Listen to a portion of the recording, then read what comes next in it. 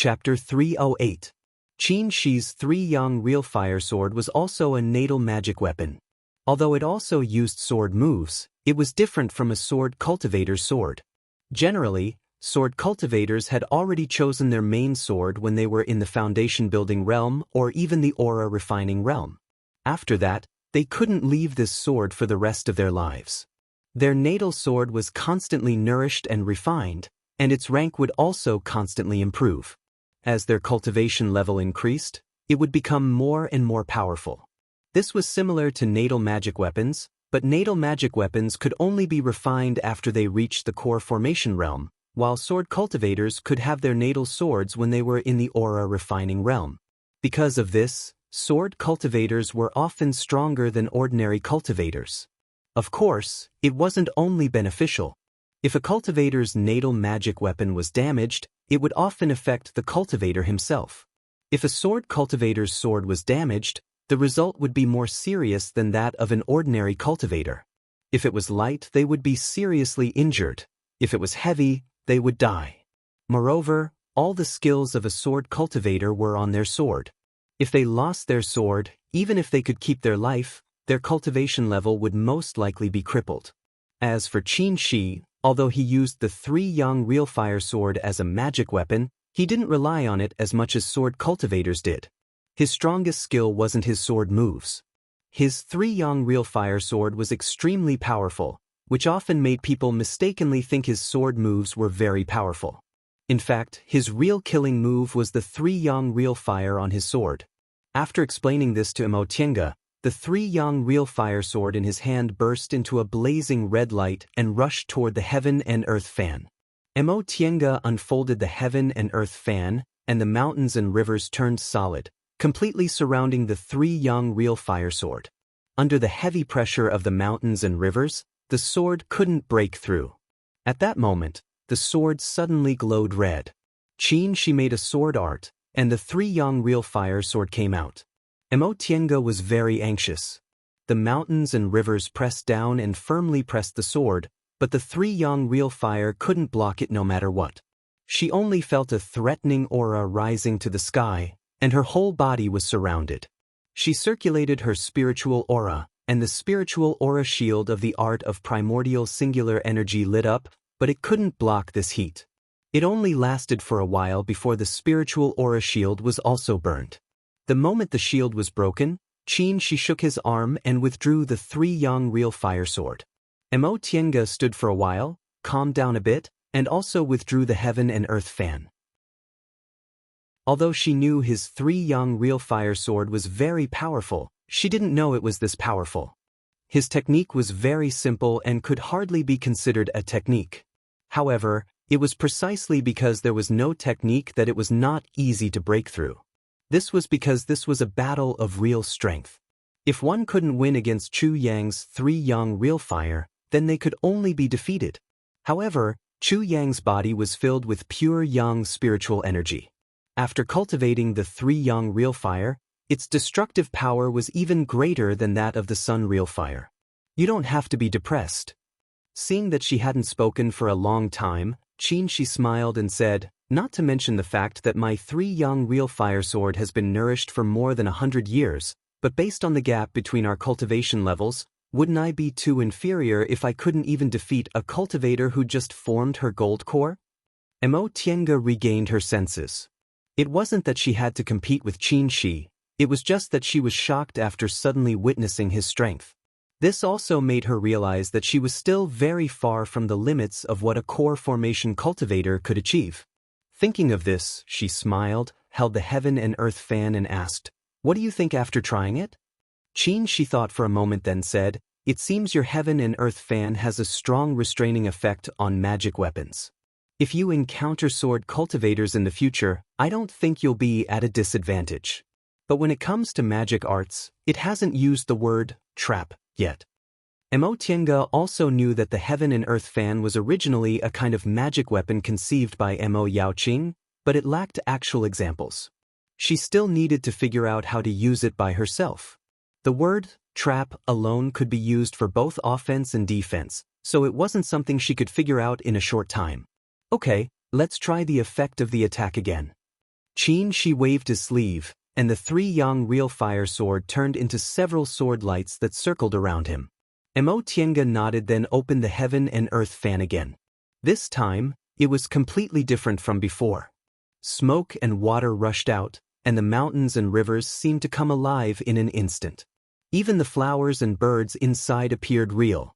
Xianxia was stunned for a moment. Just like that, the world suddenly changed.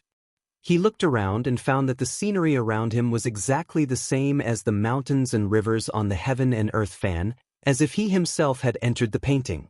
Although he had long known this was the illusory formation on the heaven and earth fan, what he saw and heard in front of him was exactly the same as the real one, so he was still a little shocked.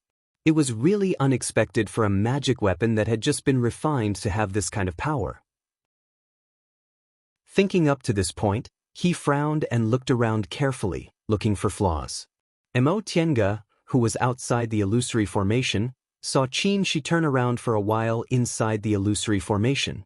He seemed to have found something and showed a smile. Then he used the sword formation, and the red light shone brightly. A kind of invincible power spread out. She hurriedly operated her spiritual aura, trying to suppress Xianxia's counterattack, but the gap between their cultivation levels was obvious. Xianxia's 3 yang real fire still slowly spread out and finally engulfed the mountains and rivers. This time, she failed even more miserably than the last time.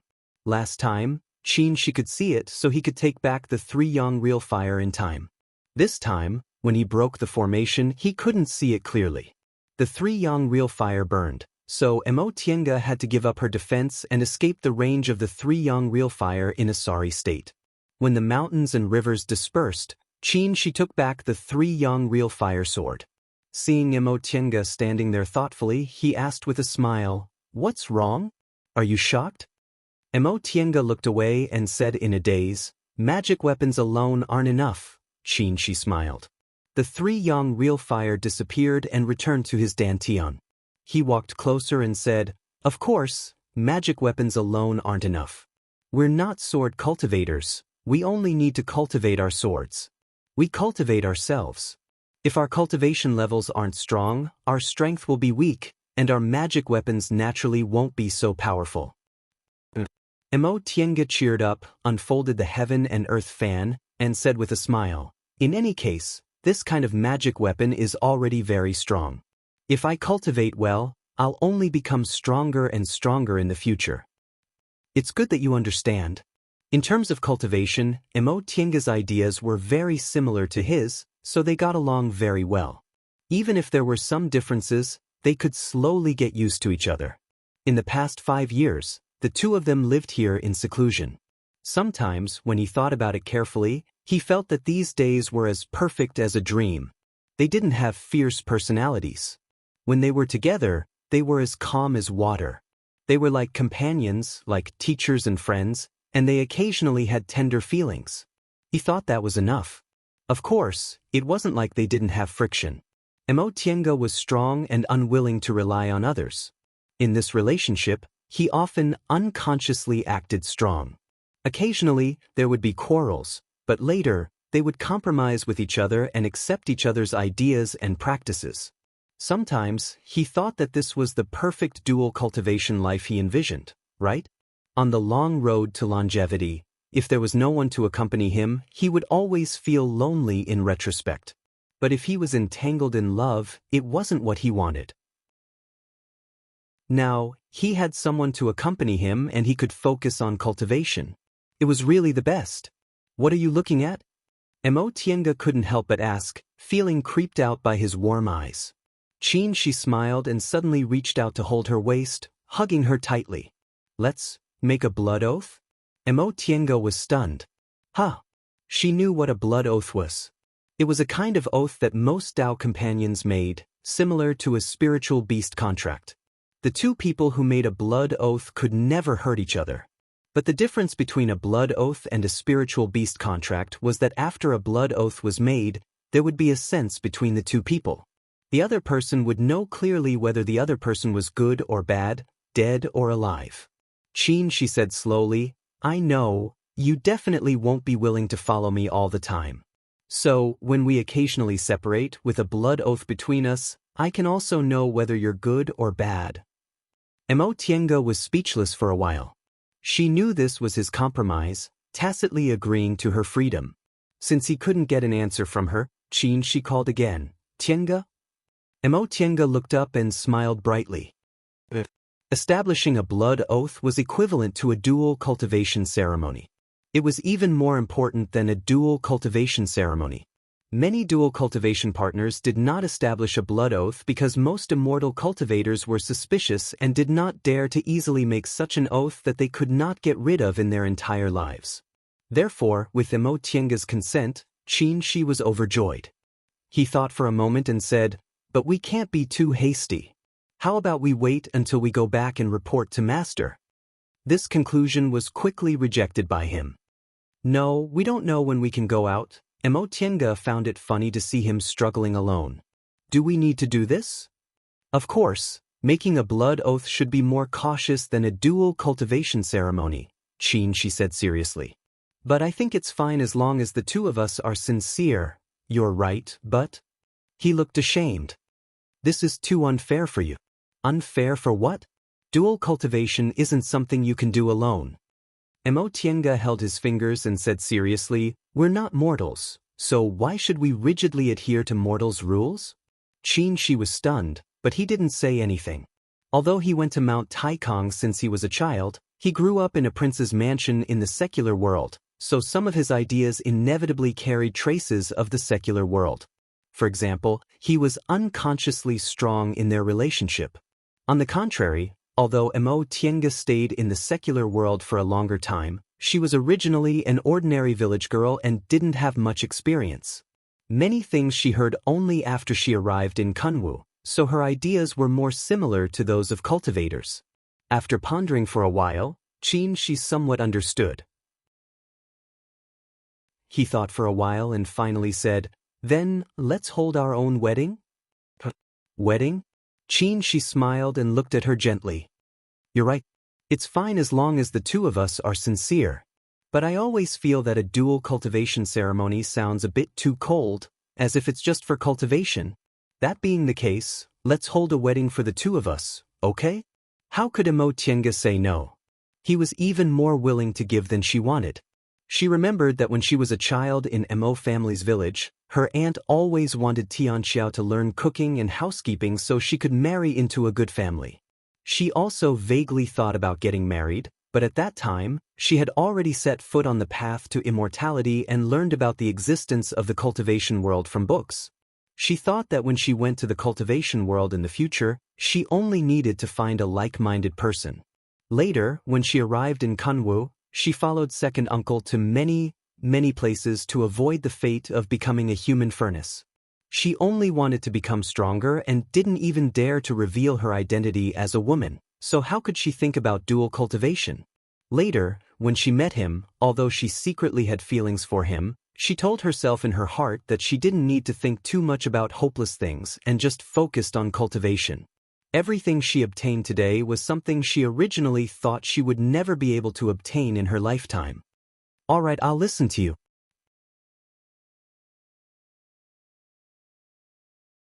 Chapter 309. In the cultivation world, there was no wedding in the secular world. They called it the dual cultivation ceremony. The dual cultivation ceremony meant that a man and a woman would become dual cultivation partners. This sounded very fair, but just as Shi said, it was filled with an ice-cold callousness. Dual cultivation was still for the sake of cultivation. Therefore, the most important thing to measure a cultivator's worth was their cultivation and talent. Very few of them dual cultivated for the sake of their feelings. Most of them did it for the sake of cultivation. Therefore, many dual cultivation partners would never establish a blood oath. In fact, when benefits were involved, the husband and wife would even turn against each other. Moreover, don't think that just because it wasn't called a wedding, there were no secular affairs. They still talked about dowry and betrothal gifts, but these were all replaced with spirit stones, spiritual treasures, and pills. If it was a marriage alliance between two cultivation clans, then it would be even more troublesome. When it came to haggling, it would definitely not lose to those mortals. Occasionally, Imotienga also recalled Yao Zixio and Shangron, whom she met in Ziwei's Immortal's cave. Although they were cultivators, their marriages were even more complicated than mortals. Of course, for people like Imotienga and Xianxia who didn't belong to any clans and had the same master, it would be much simpler. But no matter how simple it was, Imotienga was still somewhat opposed to the so-called dual cultivation ceremony. She knew that although she and Xianxia were martial siblings and they were cultivators in the same realm now, the gap between them wasn't just a little. A cultivator who had reached the peak of the core formation stage and was very likely to advance to the nascent soul stage after a single session of secluded meditation was completely different from a cultivator who had just reached the core formation stage. The former might be able to enter the nascent soul stage in one go and become the pillar of the sect, but the latter still had to rely on the sect. Of course, she believed that one day she would also form her nascent soul, but what about now? If she really went back to report this to her master and held a dual cultivation ceremony, she and Xianxia would become the topic of conversation among fellow disciples and even outsiders. They would talk about the gap between them and their possible outcomes. She didn't mind other people's opinions, but she didn't like the feeling of being judged. So, when he said that she should hold a wedding for the two of them, she was actually very happy. Since they didn't have any wedding clothes, the two of them found some red clothes from the Qianquan bags they picked up on Demonic Mountain. They made some changes and used them as wedding clothes. If there were no red candles, he would use the fire obsidian stone, which was used to forge weapons, as a red candle. There were no guests, only two stone sculpture puppets observing the ceremony from the side. There were no ceremonial officials. Xiaohua and Feifei were witnesses. Heaven and earth as the witness, the sun and moon as the medium. Dear Master, I raise my cup in a toast. From then on, they were husband and wife. Then he swore a blood oath. Blood essence exchange, you have me in you, I have you in me. After the wedding, the couple sat in the bamboo forest by the stream. There was no sun and moon rotation inside the virtual sky world, so Xianxia came up with an idea. He wanted her to use an art to tear open the sky inside the virtual sky world. Outside, Demonic Mountain was still shrouded in darkness. Devil aura intertwined, making it seem like night had fallen. Lightning flashed and thunder rumbled outside, but the scenery inside was different. The two of them sat for a long time before Xianxia said with a sigh, "Looks like we'll have to be trapped here for at least 2 to 3 years." Imotienga had long been mentally prepared for this. They had been trapped here for 5 years. In the beginning, the earth shook and the mountains collapsed. Even now, the restrictions were still occasionally triggered. 2 to 3 years was already a conservative estimate. If the restrictions remained unstable, it might take more than 10 years. After more than 10 years, the people outside would probably think that they were dead, right? If Master was still here, with the natal spirit lamp in hand, of course, he would know that they were still alive, but if Master did not escape, thinking of this, Imotienga couldn't help but worry. I don't know if Master escaped, Xianxia smiled, put his arm around her waist and said, "Don't worry too much. Although Master is usually unreliable, he's faster than anyone else when it comes to escaping. Besides, Master has lived for almost 1,000 years. He's seen more things and experienced more dangers than we do. He won't die here so easily." Imotienga accepted his explanation. She knew Master's ability, so although she was worried, she still thought Master could escape. What made her the most uneasy was Xinji. After thinking for a while, Imotienga asked, "Did you leave Xinji's blood essence behind?" Xianxia shook his head. "He's only in the foundation building realm. According to convention, he won't leave his natal spirit lamp until he forms his gold core." Imotienga was also aware of this point, but she was just asking with hope in her heart. When we entered Demonic Mountain, Xinji had been missing for many years. I don't know if he has returned. Xianxia also couldn't answer this question. Yi Xinji was his disciple. Although he didn't bring him up, he followed him as soon as he built his foundation. He knew Xinji lacked experience and acted childishly, so when Xinji wanted to go out to gain experience, he agreed very much. But Xinji's cultivation level was low and he didn't have enough experience, so it was really hard to say whether he could turn danger into safety in times of crisis. In the end, Xianxia said, apart from Master, Xinji is the closest person to us. If something happened to him, we should have sensed it, but we haven't sensed it, so he should be fine. Mo Tiange knew he was just comforting her. Cultivators sensed destiny by chance, so they couldn't sense everything. But in any case, it was good that they didn't sense anything bad. Some things were powerless and could only be left to fate. Seeing that she was troubled, Xianxia pulled her into his arms and suddenly lowered his head to say in her ear, "It's useless to worry about these things. Let's think about what we should do now." "Do what?" Mo Tiange thought for a while, then said, "Concocting medicinal pills, cultivating, studying cultivation techniques, not that." Xianxia smiled. "Apart from these, don't we have anything else to do?"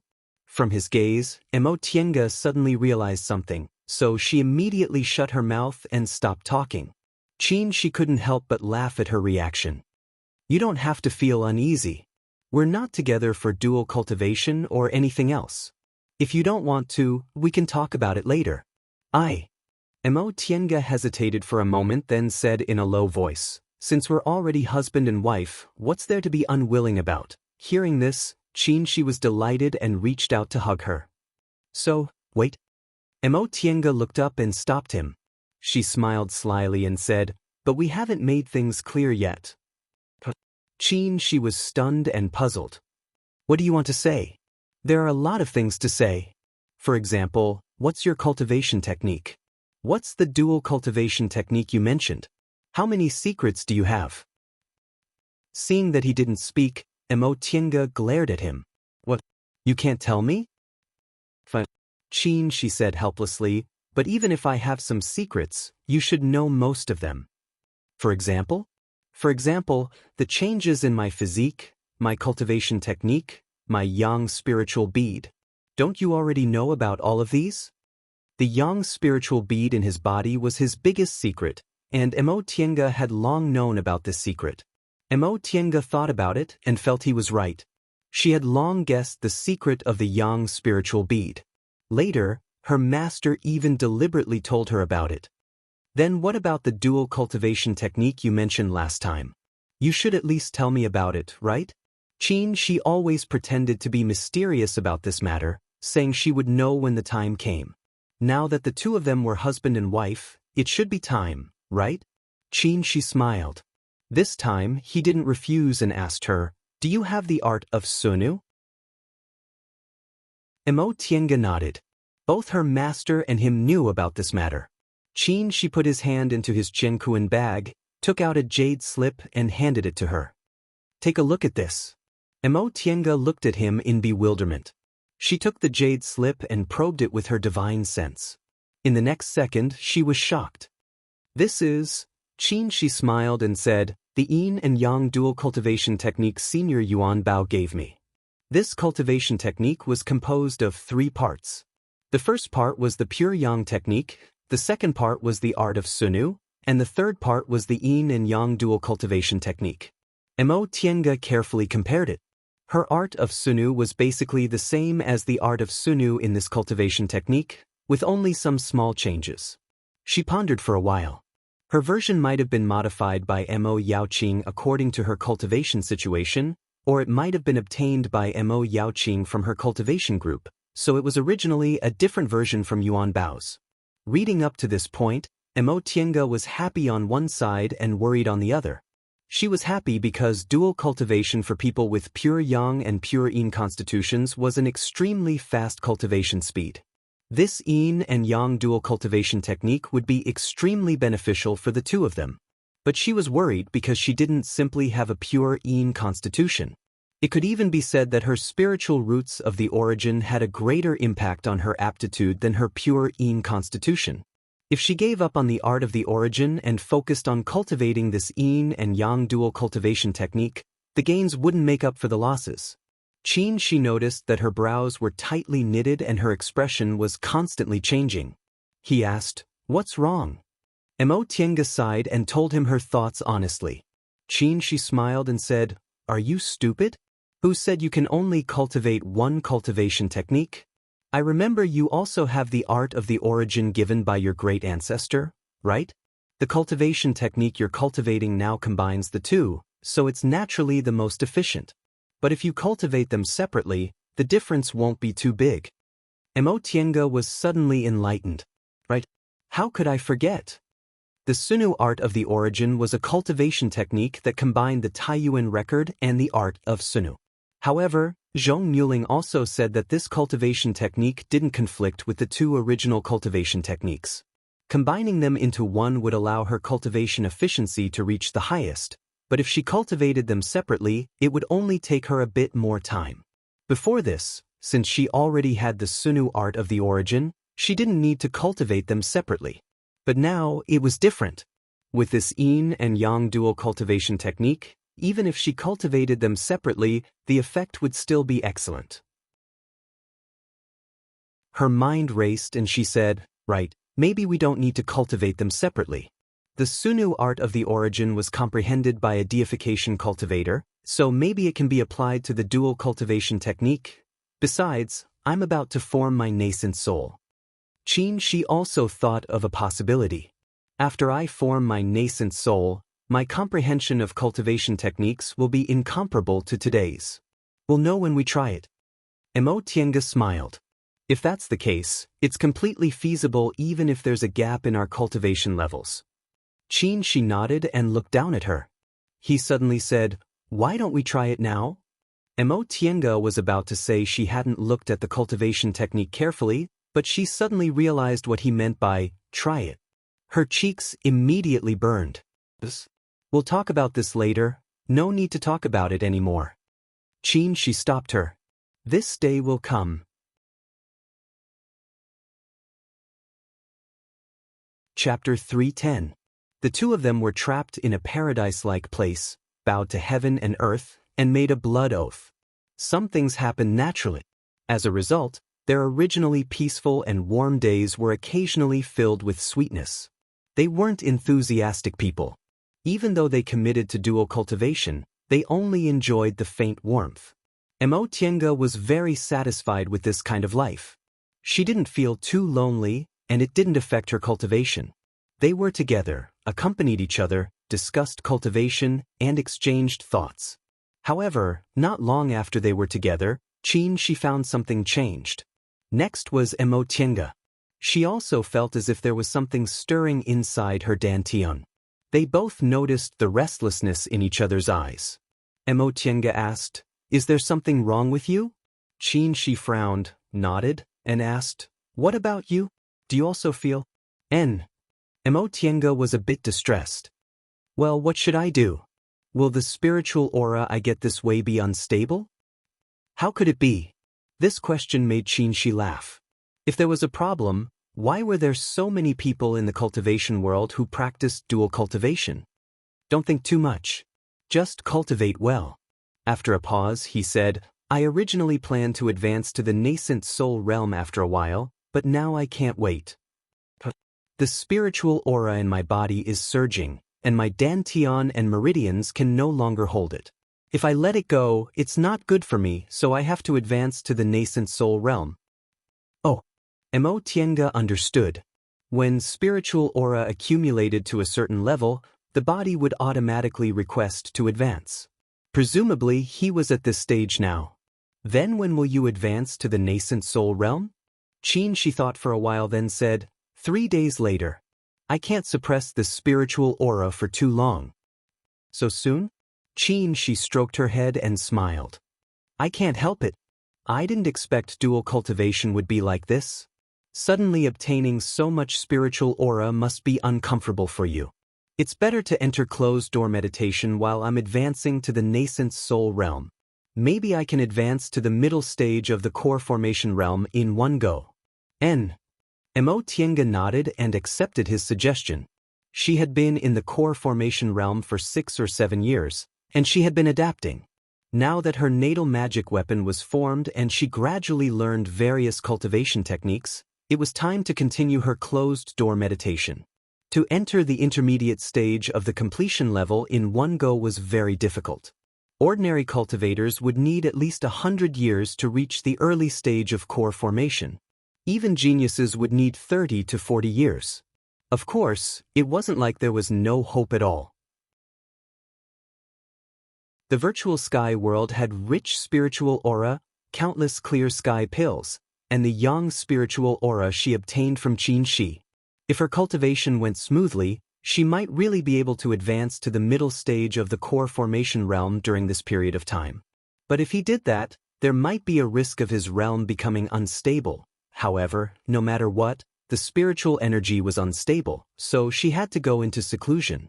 After the two came to an agreement, they began to prepare for their secluded cultivation in the next 3 days. Over the years, they had refined a lot of elixirs while cleaning up the herb fields, so they didn't need to refine elixirs on the spot. Therefore, it was easy to prepare. They just needed to rearrange the cultivation room for their seclusion. Advancing to the nascent soul realm wasn't the same as cultivating on a normal day. They definitely couldn't be disturbed by others, not even if Immortal just watched from the side. Therefore, they had to have a separate cultivation room.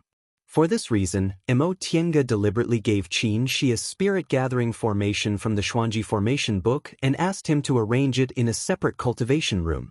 Although the formation Xianxia used was good, he was still inferior to Immortal in this aspect. The Xuanji formation book could be said to be the best secret formation book in the celestial pole. With this book, Immortal's attainments in formations could be ranked first even in the celestial pole. It only took them 1 day to prepare everything. For the next 2 days, the two of them didn't do anything else. They just strolled around, chatted, and relaxed.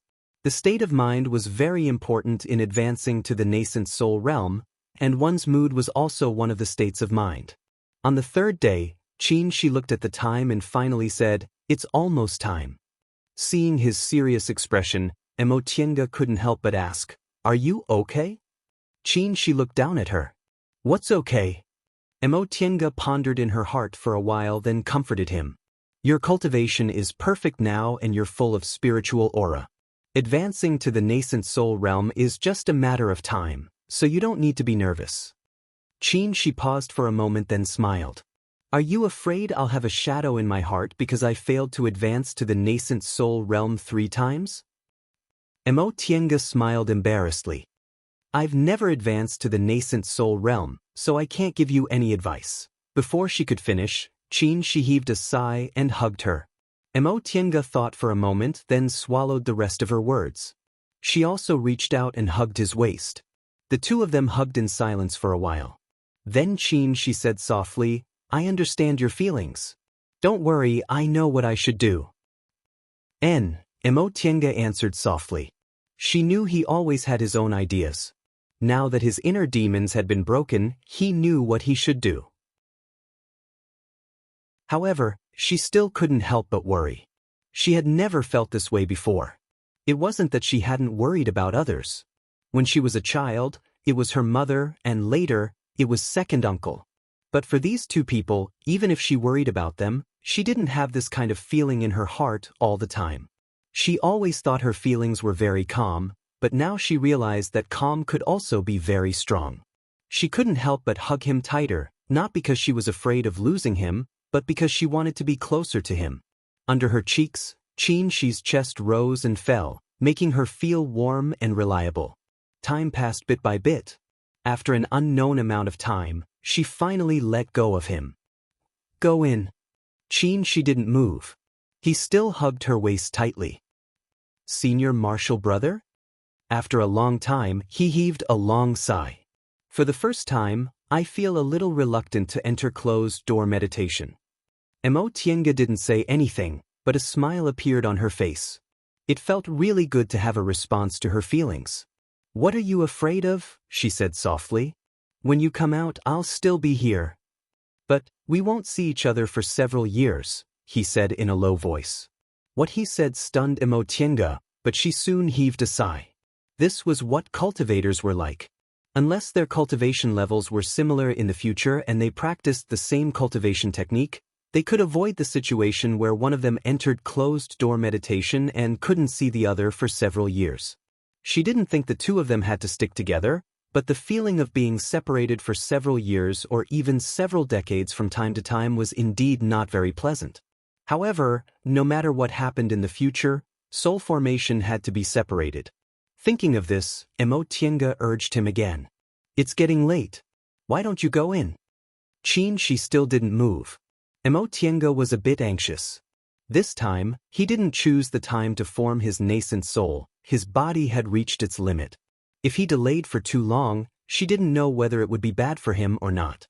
She pushed him. Senior Martial Brother. She moved and said, What did you call me? Tiange was stunned. What? I suddenly remembered we're husband and wife now. Shouldn't you change the way you call me? Tiange couldn't adapt to the sudden change of topic. But you're my senior Martial Brother. Otherwise, what would I call you? She lowered his head and chuckled.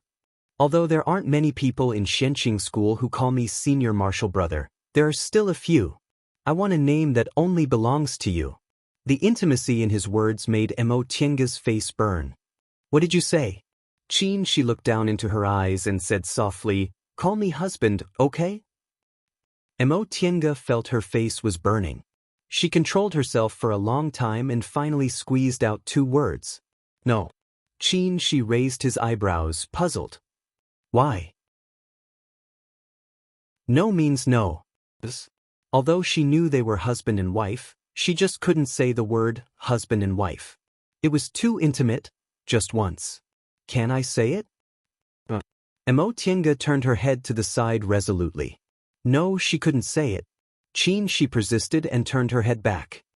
I'm going to enter closed-door meditation and won't see you for several years. You still won't say it? You really don't want it? I don't want it. She wouldn't let go no matter what, so she could only sigh.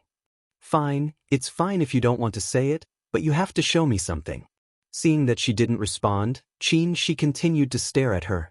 Tiange clenched her teeth, pulled his head down, and quickly pressed her lips against his. Woo! Before she could finish her sentence, he quickly pulled her back. This time, it wasn't a light touch like a dragonfly touching the water, but a deep kiss with their lips and tongues intertwined.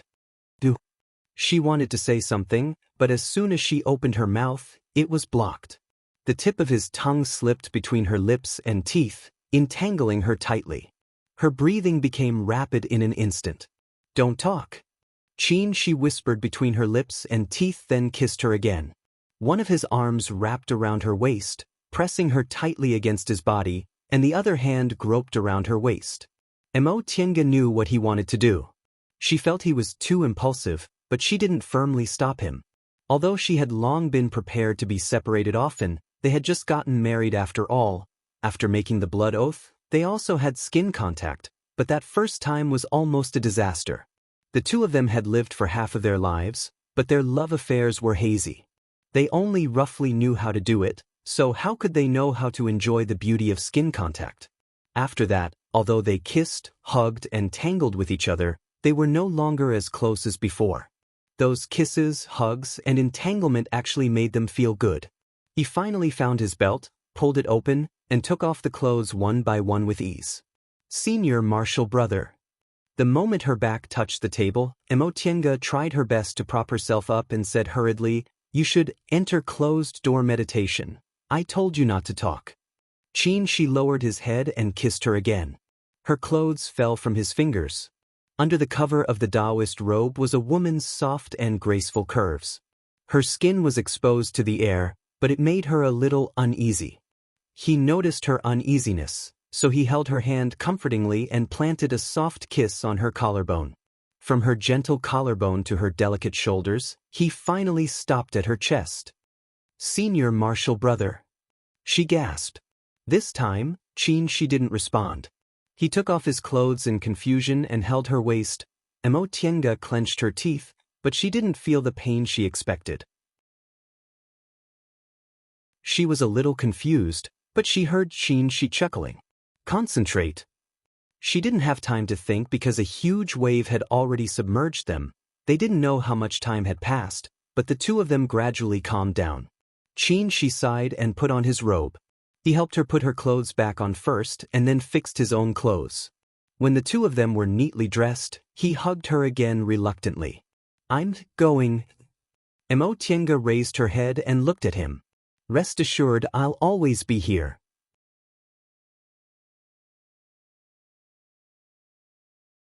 Chapter 311. Inside the cultivation room, Tiange sat cross-legged. The spiritual aura in her dantian was abundant, including a lot of yang spiritual aura. After such a long period of cultivation, the yang spiritual aura had smoothly entered her dantian and merged with her yin spiritual aura, forming a cycle. After forming her gold core, her dantian expanded a lot, which gave space for yin and yang spiritual aura to converge. The yang spiritual aura she obtained from Qin, she allowed her art of the origin to be truly displayed, and a real origin appeared in her body. After completing a great circulatory cycle and returning the spiritual aura to her dantian, Tiange stood up and walked out of the cultivation room. Outside the room, the wind blew gently, the bamboo leaves rustled, and Fei squeaked and pounced on her. Xiaohua went to cultivate again. In this virtual sky world, there were only two spiritual beasts. Fei loved to play, so it waited for Tiange to come out. It was very happy. She smiled and played with Fei for a while. In the end, she gave it several medicinal pills to appease it and let it play with butterflies by itself. It was strange. Although she let the two spiritual beasts eat the spiritual plants in the virtual sky world, they seemed to like medicinal pills more. Perhaps medicinal pills had a better taste? Thinking of this, Tiange couldn't help but smile. She felt a little bored, so she couldn't help but look back at the bamboo house next to her. This was Qin Shi's cultivation room. It had been 3 years since he entered closed-door meditation to form his nascent soul. His cultivation room had always been quiet, with only the continuous circulation of spiritual aura. During this time, Tiange understood one thing. People weren't afraid of not being able to get something, but losing it after getting it. In the past, when she was alone and had no worries, she didn't feel anything when she entered closed-door meditation for 5 to 6 years or even more than 10 years. However, after she got used to living with him, she always felt like she was worried about something when she suddenly lost him. Tiange just smiled when she realized this. She didn't feel annoyed at all. In the past, she always worried about what she would do if she got it and lost it later. So she worried about gains and losses. In fact, so what if she lost it? Cherishing the time she got it and slowly adapting to it after losing it, this was a truly free and easy state of mind. If she was afraid of losing it and didn't dare to get it, it would be too tangled and impossible to break through. It had been 3 years. She hadn't reached the middle stage of the core formation realm, but she wasn't far from the peak of the early stage.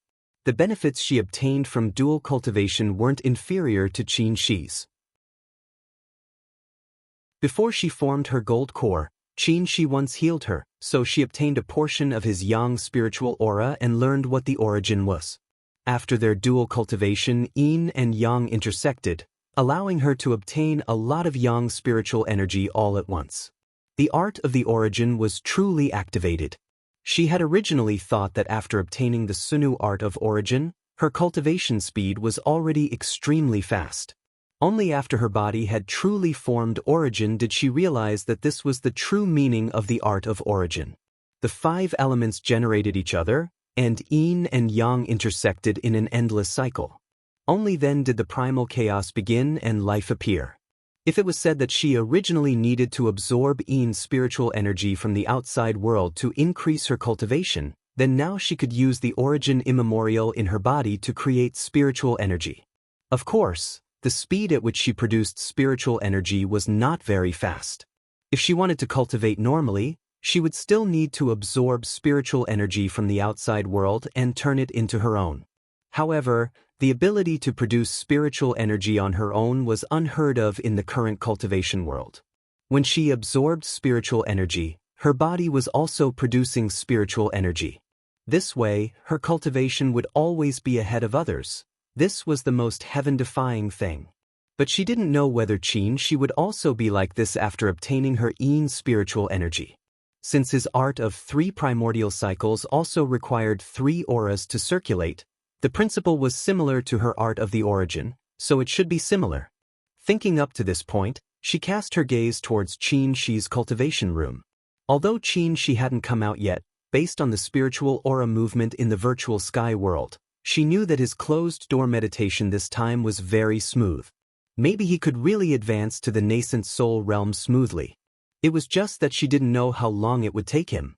The closed-door meditation time for nascent soul formation was generally longer than for core formation, but it was different for everyone. It could range from 2 to 10 years. Before Xianxia entered closed-door meditation, his spiritual aura was overflowing, so it was reasonable to say that success would come naturally and wouldn't take too long. With this thought in mind, Xianxia started to worry again. It's been 3 years, but he still hasn't come out of closed-door meditation. He hasn't even made any movements. Could it be that he encountered some kind of problem? Regardless of whether Xianxia encountered a problem or not, she couldn't think of anything now. She absolutely couldn't disturb him during his soul formation. The only thing she could do was wait outside. At the very least, the spiritual aura inside the virtual sky world was peaceful, so he should be fine now. Xianxia continued to live her days of concocting medicinal pills with her eyes open and cultivating with her eyes closed. Cultivating was timeless. In the blink of an eye, another 2 years had passed. One day, Xianxia, who was cultivating, suddenly opened her eyes. The virtual sky world was connected to her mind. Just now, she sensed a sudden big change in the virtual sky world. She stood up, pushed the door open, and was immediately stunned. Inside the virtual sky world, the originally very rich spiritual aura condensed into dew-like spiritual beads. Their spiritual light illuminated the entire sky. Countless spiritual beads rushed towards Xianxia's cultivation room, surrounding the bamboo house. The beads sparkled brightly, making the surroundings look as beautiful as a fairyland.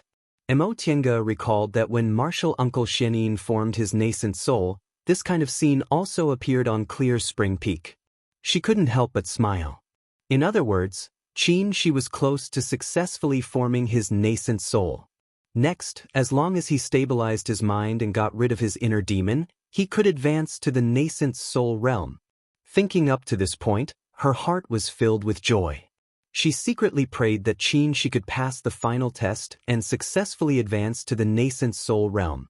He had already failed 3 times and experienced enough setbacks. If he still didn't succeed, it would be too disheartening. Time passed day by day.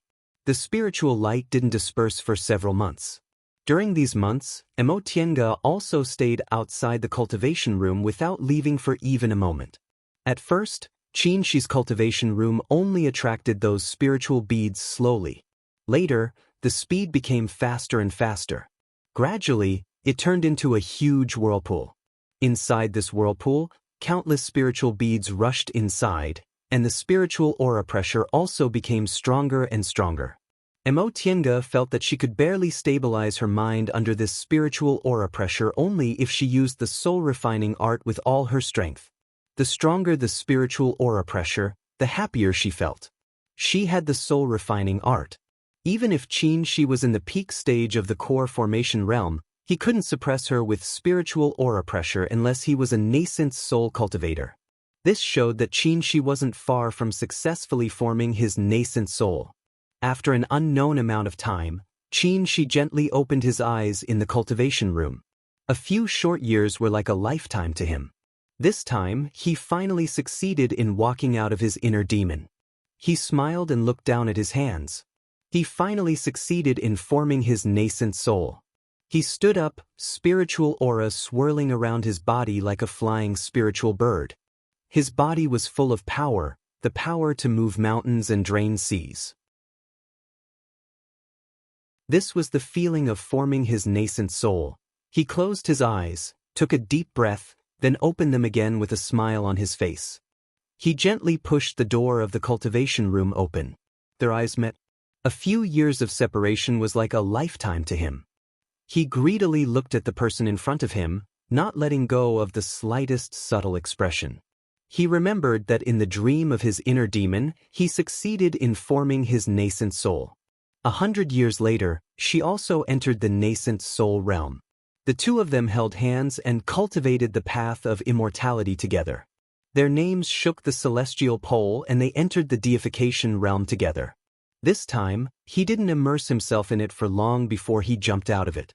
As long as he opened his eyes, this was their real life. Why would they need an illusion? Xianxia didn't speak, and neither did Xianxia. They just walked towards each other naturally and hugged each other quietly. Because of this nascent soul, they were almost separated from each other. Today, they finally got what they wanted. Xianxia smiled slightly. She hadn't moved from this place for several months. Her voice was a little hoarse. Martial Uncle Shoujing, congratulations on advancing to the nascent soul realm. Xianxia also smiled. He couldn't help but lower his head and bite her. Martial Uncle N? Isn't that right? Xianxia stood on her tiptoes and also bit him. She hugged him with her arms and teased, advancing to the nascent soul realm and becoming a Lord Daoist. From now on, you won't be counted in the sect. Martial Uncle Shoujing, you can't run away from the title of an old cow eating cradle grass. Then you can't run away. She hugged her waist, lifted her up and kissed her. Never white hair against red makeup, never afraid of a pear blossom crushing a begonia. After an unknown amount of time, the breathless kiss finally confirmed each other's existence. She held Xianxia in his arms and sat directly on the step she was sitting on before. How long have you been waiting outside? Not long. I don't remember. Don't remember? She lowered his head. You really don't remember, or you don't want to tell me? Xianxia rolled her eyes and smiled. Since you know I don't want to tell you, why did you ask me? All right. She sighed. He knew he couldn't ask her if she didn't want to tell him, so he changed the topic. How long did it take me to form my nascent soul? 5 years. Xianxia asked. Did it go smoothly? She nodded happily. Very smoothly. There were almost no twists and turns. However, I spent a lot of time fusing with the Yin's spiritual aura, so it took me 5 years. It's good that it went smoothly. Xianxia was silent for a while, then suddenly said, At that time, I was really afraid that something would go wrong after you broke your gold core. If his gold core broke and he couldn't form his nascent soul, his cultivation level would go down the drain. If he failed to form his gold core, he could keep trying, but forming his nascent soul wasn't like that. The risk of failure was too great. During this time, she also thought about what would happen if he failed and his cultivation level was damaged. In the end, she only strengthened her conviction. The nascent soul was a path cultivators like them who yearned for the great Tao had to take. Even if there was a risk of having their gold core broken and their cultivation destroyed, shouldn't they still try to form their nascent souls? Loving each other didn't mean they had to become timid. Instead, they had to walk on with more courage. How could that be? She stared at her with a faint smile and said softly, I want to walk on the great Tao of immortality with you. He rarely said sweet words, but he had many vows hidden in such words. Xianxia smiled and said, Rest assured. In 100 years at most, I'll also form my nascent soul. Then we'll form our deification together. 100 years. He stared at her without blinking, but he suddenly smiled and said, 100 years later, you won't be 200 years old yet. Are you so sure you'll become the youngest nascent soul cultivator in the celestial pole? Of course. Xianxia said without blushing, I have aptitude that's rarely seen in thousands of years, and I also have fated chances that haven't appeared in tens of thousands of years in the celestial pole. Why can't I become the youngest nascent soul cultivator in the celestial pole?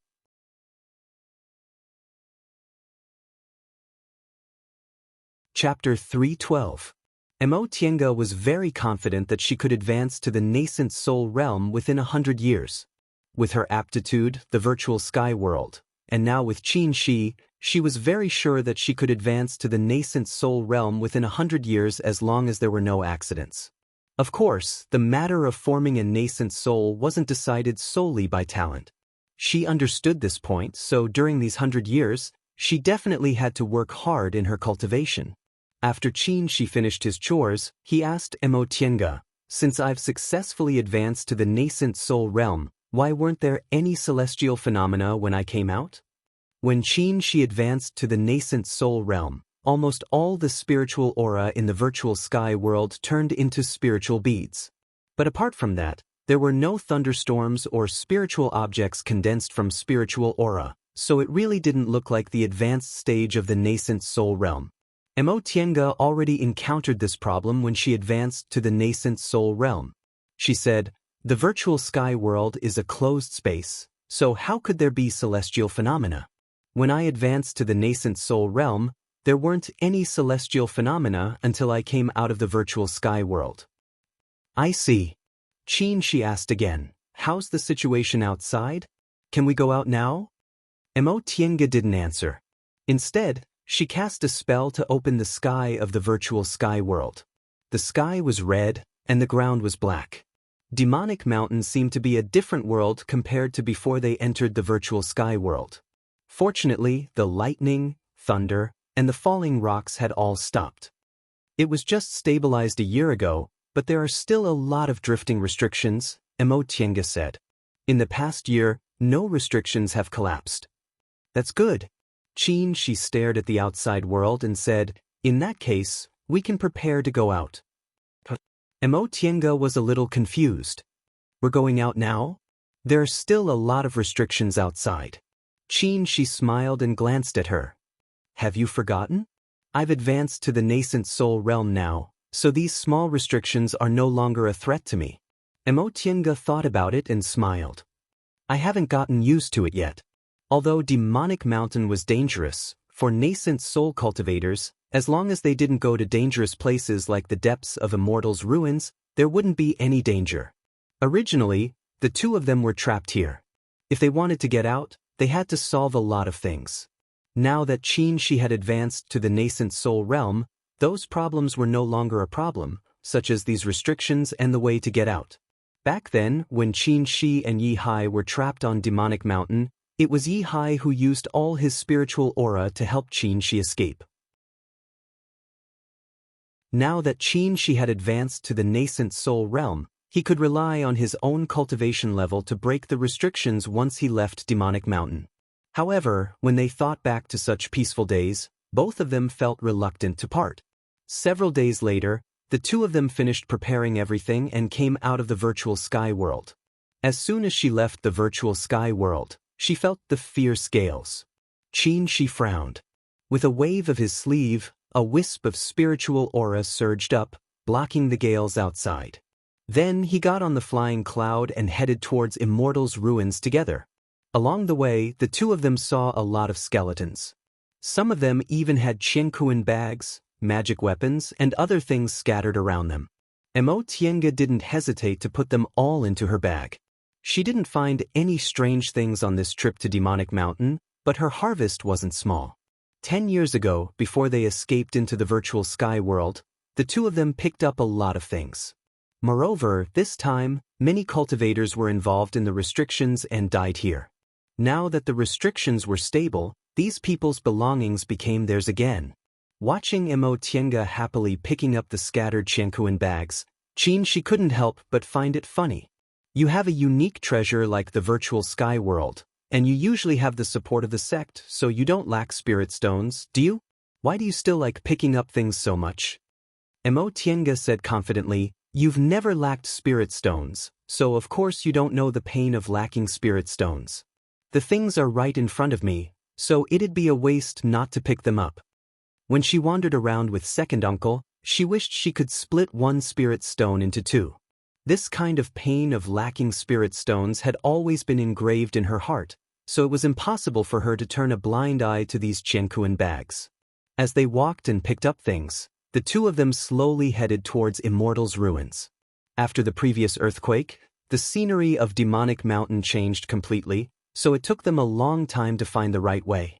Fortunately, tens of thousands of feet peak was split in two during the collapse of the restrictions, so they could directly fly over the remaining height without having to be as careful as when they came. When they arrived at tens of thousands of feet peak and returned to Immortal's ruins, Tiange asked, "Senior Marshal Brother, is there any danger in breaking the restrictions here?" They were trapped in the virtual sky world, and the entrance to Demonic Mountain had long been closed.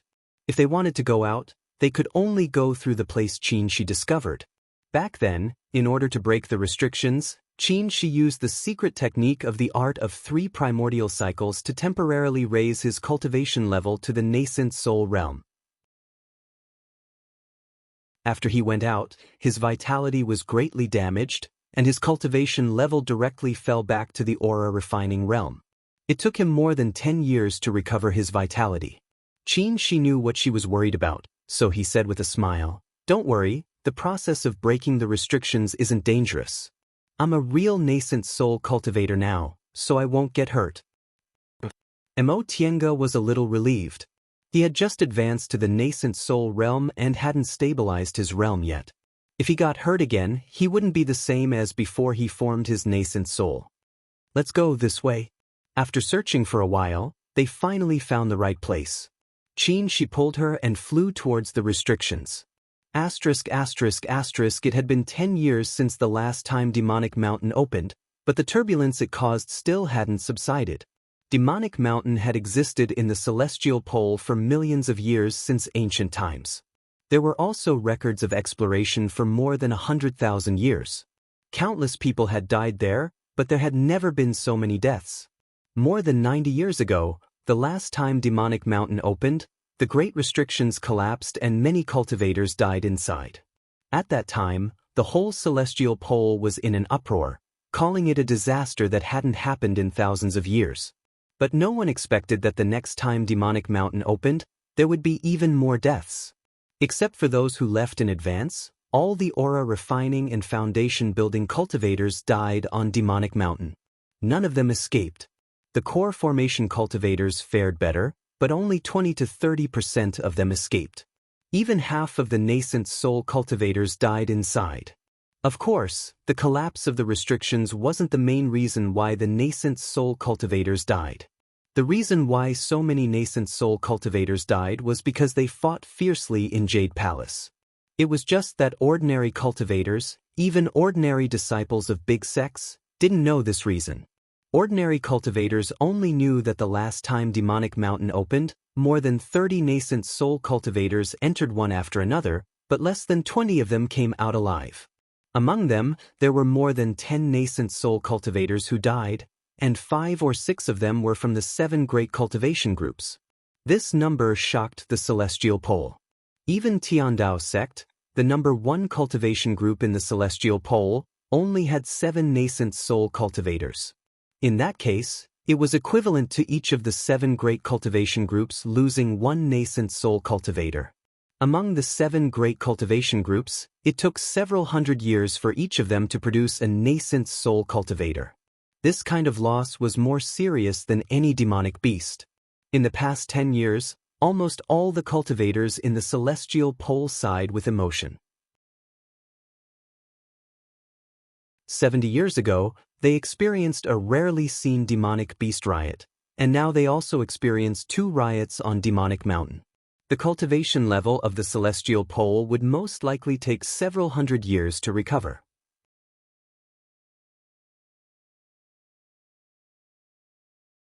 Chapter 3:13.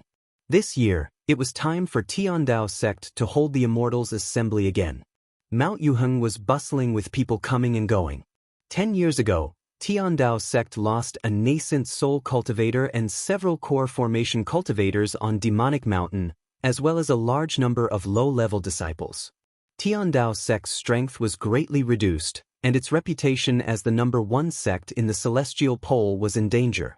Because of this, the higher-ups of Tiandao sect made a prompt decision to open the mountain gate and recruit disciples. In the past, although this decision couldn't immediately solve the problem of the decline in strength, Tiandao sect would slowly recover its strength after more than 100 years and still hold the position of the number 1 sect in the celestial pole. But more than 70 years ago, after the demonic beast riot, all the cultivation sects had just recovered their vitality. Then, they suffered a great disaster and opened their mountain gates one after another. In the past, it was difficult to enter the mountain gate with many disciples, but now, it immediately became a situation where all the sects fought for disciples. Although Tiandao sect was known as the number 1 sect, its reputation had declined, and it couldn't guarantee that it would get enough outstanding disciples in this situation. Because of this, Master Daoist Yang Lin, the new sect head of Tiandao sect, almost had his hair turn white from worry. Although he was the sect leader, he still had to answer to the nascent Soul Grand Supreme Elders, and he also had to deal with the power struggle. If he couldn't solve this problem, the nascent Soul Grand Supreme Elders might be unhappy, and the position of sect leader would be changed. Although the position of sect head was a punching bag, it was very important to the interests of his family, so he couldn't quit it even if he wanted to. Thinking of this, Master Daoist Yang Lin somewhat envied those cultivators who cultivated hard.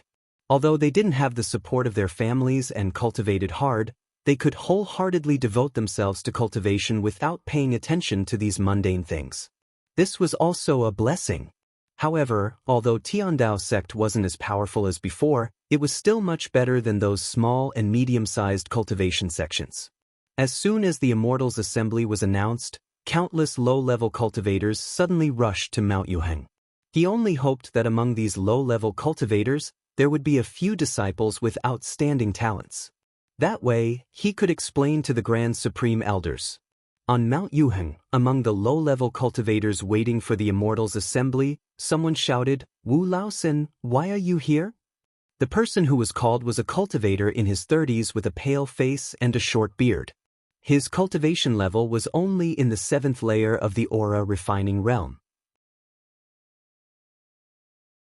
If it was in the past, with this kind of cultivation he wouldn't even need to think about participating in the Tiandao sect's Immortals Assembly. He could only try his luck at a small cultivation sect. It just so happened that they came at a good time. In the past 10 years, Tiandao sect held an Immortals Assembly almost every year, and many disciples in the 7th layer of the aura refining realm were able to join the sect. The man called Wu Laosen turned his head and looked at the lean man who called him. He curled his lips and said, "If you, Li Xiang, can come, why can't I, Wu Sandy, come?" This situation was not uncommon in the Immortals Assembly in recent years. Originally, if the Immortals Assembly was held every 3 or 10 years, a large number of young cultivators from all over the world would gather at that time. Most of them didn't know each other. However, since it was held every year, the number of cultivators participating in the Immortals Assembly was limited. Naturally, there would be a lot of acquaintances. The lean man named Li Xiang grinned when he heard Wu Sandy's words. He put his hand on Wu Sandy's shoulder and said, "Wu Laosen, we've known each other since childhood. I'm just saying hello. I don't mean anything else. Don't misunderstand." Misunderstand? Wu Sandy cast a glance at Li Xiang and said disdainfully, "Forget it. If Li Xiang's words can be trusted, the sun will rise from the west." Hey, what do you mean by that? Li Xiang patted his shoulder hard. "Let's forget about the past. We're old acquaintances. It must be fate that brought us together to meet in this Immortals Assembly. Come, let's have a chat. Who knows, we might even be able to give each other some advice." Wu Sandy looked at him suspiciously for a while, but he was eventually persuaded. Right, they were all here to participate in the Immortals Assembly. Although they had conflicts since childhood, they didn't hate each other. It would be good to have a chat. Thereupon, the two of them found a corner and began to talk about the Immortals Assembly. They talked about cultivation and exchanged information. They were both in the 7th layer of the aura refining realm. In the past, they really wouldn't have had the chance to enter a big sect like Tiandao sect. They couldn't let go of such an opportunity. Who knew when Tiandao sect would receive enough disciples, and it wouldn't be as easy to enter as it was now. After they finished talking about what they heard, Li Xiang still wanted to continue. He asked, "Wu Laosen, all 7 great cultivation groups are recruiting disciples. Why did you also come to Tiandao sect?" Wu Sandy stroked his mustache and snorted. "What other reason could there be? It's close. Besides, Tiandao sect is known as the #1 cultivation group, so it's better than other cultivation groups." No. Li Xiang shook his hand and said, "Wu Laosen, you're wrong." "Wrong?" Wu Sandy glared at him. "What's wrong? Among the 7 great cultivation groups, there's no need to mention Danding School. It suffered heavy losses 70 years ago, so it's only a medium-sized cultivation group now. Lingshou sect specializes in beast-taming techniques, So ordinary cultivators like us who don't have talent in beast taming would find it hard to enter. As for Zhengfa sect, it specializes in water techniques, but we don't have water spiritual roots. As for Biyun sect, I'm not a female cultivator, so their requirements for male cultivators are much higher. Gujian sect isn't bad, but it's a sword cultivation group, so it won't be easy for them to cultivate again. In this case, the remaining ones are Xianxia school and Tiandao sect. Although Xianxia school isn't bad, it's still a bit inferior to Tiandao sect. Wrong. Li Xiang made 3 mistakes in a row and interrupted Wu Sandy. He squinted at him and said, "When it comes to cultivation, I, Li Xiang, may not be as good as you, but when it comes to these things, you can't see them as clearly as I can." Although Wu Sandy wasn't convinced, Li Xiang admitted that his cultivation wasn't as good as his, which made him feel very comfortable, so he didn't care about such a trivial matter as being interrupted. But he still felt he was right. "What's wrong? Why don't you tell me?" "In fact, what you said before was correct. Danding school and Lingshou sect are either too weak or they're not suitable for us. But you said Xianxia school is a bit weaker than Tiandao sect, so you're wrong." "Why?" Wu Sandy glared at him and said, "Xianxia school has always been a bit weaker than Tiandao sect. Although Tiandao sect lost 1 nascent soul cultivator 10 years ago, they still have 6, and 2 of them are in the late stage of the nascent soul realm. Xianxia school only has 1 late-stage nascent soul cultivator. Although no nascent soul cultivator died 10 years ago and there are still 5 of them now, 1 late-stage nascent soul cultivator is equivalent to several early-stage nascent soul cultivators. This strength is obvious at a glance." "You've only seen a little bit on the surface," Li Xiang said proudly. "Yes, the strength of nascent soul cultivators in Tiandao sect is indeed a bit stronger than that of Xianxia school, but have you thought about what will happen in the next several hundred years?" Wu Sandy looked at him suspiciously. "What? Do you want to say that many Xianxia school cultivators will advance to the nascent soul realm? But Tiandao sect also has many talented disciples. How can it be worse than Xianxia school? It's not bad." This was Tiandao sect after all. Li Xiang's loud discussion seemed to indicate that Tiandao sect was inferior to Xianxia school, which had long attracted other people's attention. Those who came to participate in Tiandao sect's Immortals assembly all had a good impression of Tiandao sect, so their gazes were already filled with hostility when they heard Li Xiang's words. Li Xiang was a slippery person, so he naturally noticed this. He said unhurriedly, "When did I say Tiandao sect was inferior to Xianxia school?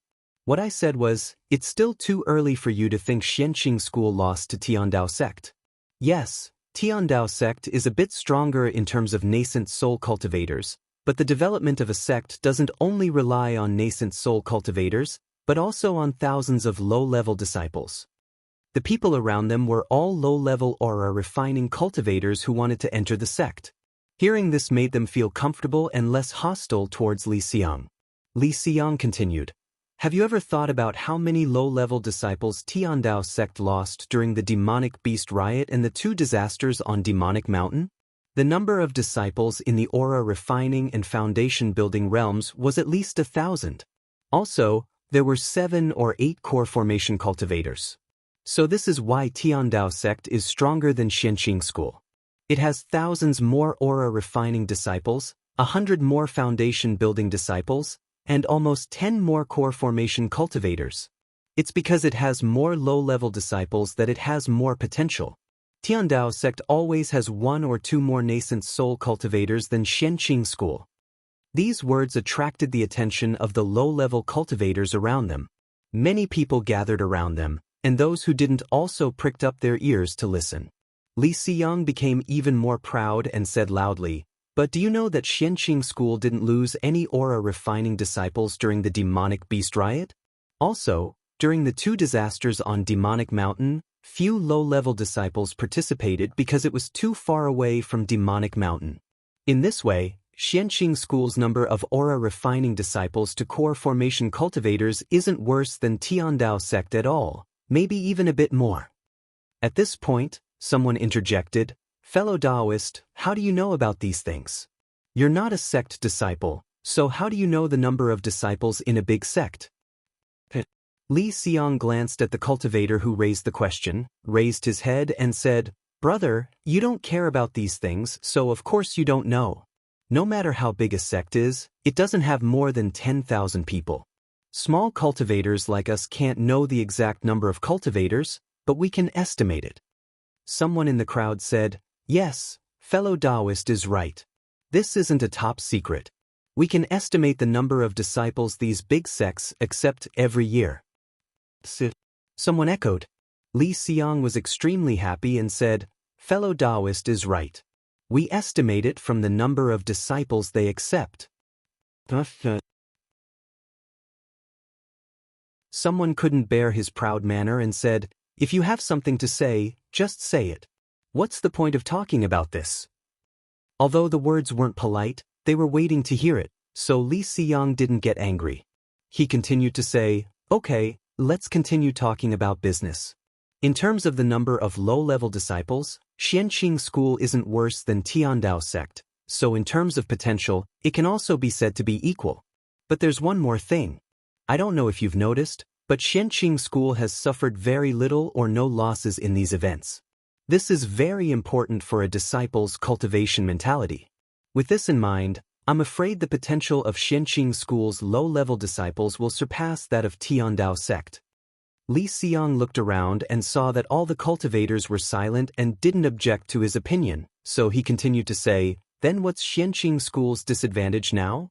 Even its nascent soul cultivators are still suppressed by Tiandao sect. Most of Tiandao sect's nascent soul cultivators are facing death, while Xianxia school's strength isn't as good as Tiandao sect's, but most of their lifespans haven't passed the halfway mark. Considering this, I don't think I need to say whose future is better, right? I dare say that in the next 100 years, if Xianxia school is the first to produce a nascent soul cultivator, their momentum will flourish, and the title of the #1 sect in the celestial pole will be theirs." The crowd was silent. After a while, someone said sarcastically, "Since that's the case, why doesn't this fellow Daoist go to Xianxia school? He even came to participate in Tiandao sect's Immortal's assembly." That person was obviously a supporter of Tiandao sect. Li Xiang didn't get angry. He smiled and said, "Brother, you haven't been to Xianxia school, right? I'm telling you, Xianxia school didn't lose many low-level disciples. They've recovered their strength in recent years. Although they've also opened their gates in the past few years, they've been recruiting disciples just as strictly. I, Li Xiang, am a little clever, but when it comes to cultivation, I'm not worth mentioning. I really don't have the confidence." That person sneered again. "Are you so sure that Xianxia school will produce a nascent soul cultivator first? Maybe it'll be Tiandao sect. At that time, they'll still have more nascent soul cultivators than Xianxia school, and they'll also be stronger than them. They won't be able to snatch the #1 sect in the celestial pole no matter what." "I didn't say Xianxia school would be the first," Li Xiang said innocently. "I'm just analyzing what might happen. I've always said it might happen. Everyone heard it, right?" The onlookers nodded. What he said was indeed possible. But although it was only a possibility, Li Xiang's analysis was very reasonable. Among the onlookers, some people who were quite confident in their cultivation level thought that if Xianxia school really didn't lower their conditions for recruiting disciples, it meant that they were very confident. Should they go to Xianxia school to try it out first? Seeing that the onlookers all agreed with Li Xiang, the person was annoyed and said angrily, "Just wait. Tiandao sect will definitely produce a nascent soul cultivator first. At that time, Xianxia school will still be the second." Li Xiang smiled and said, "Brother, this kind of thing is really hard to say. It might be Tiandao sect or Xianxia school. But in the end, it's their big sect's business. We little cultivators can just chat when we have nothing to do. After all, we haven't even entered a sect yet." In front of outsiders, Wu Sandy also stood on Li Xiang's side. "We're just chatting. Fellow Daoist, you don't need to be excited, you don't need to be excited." At this point, a sudden clap of thunder was heard. The sky suddenly flashed with dazzling golden light, the wind and clouds surged, and the thunder rumbled endlessly. All the cultivators looked up and saw countless spiritual lights flashing in the sky. Among them, spiritual birds were flying and auspicious clouds were surging. A strong spiritual aura pressure shrouded them. The spiritual aura of the little cultivators suddenly became chaotic, making it hard for them to breathe. Some people with weaker cultivation levels even vomited blood and knelt down. The crowd began to stir.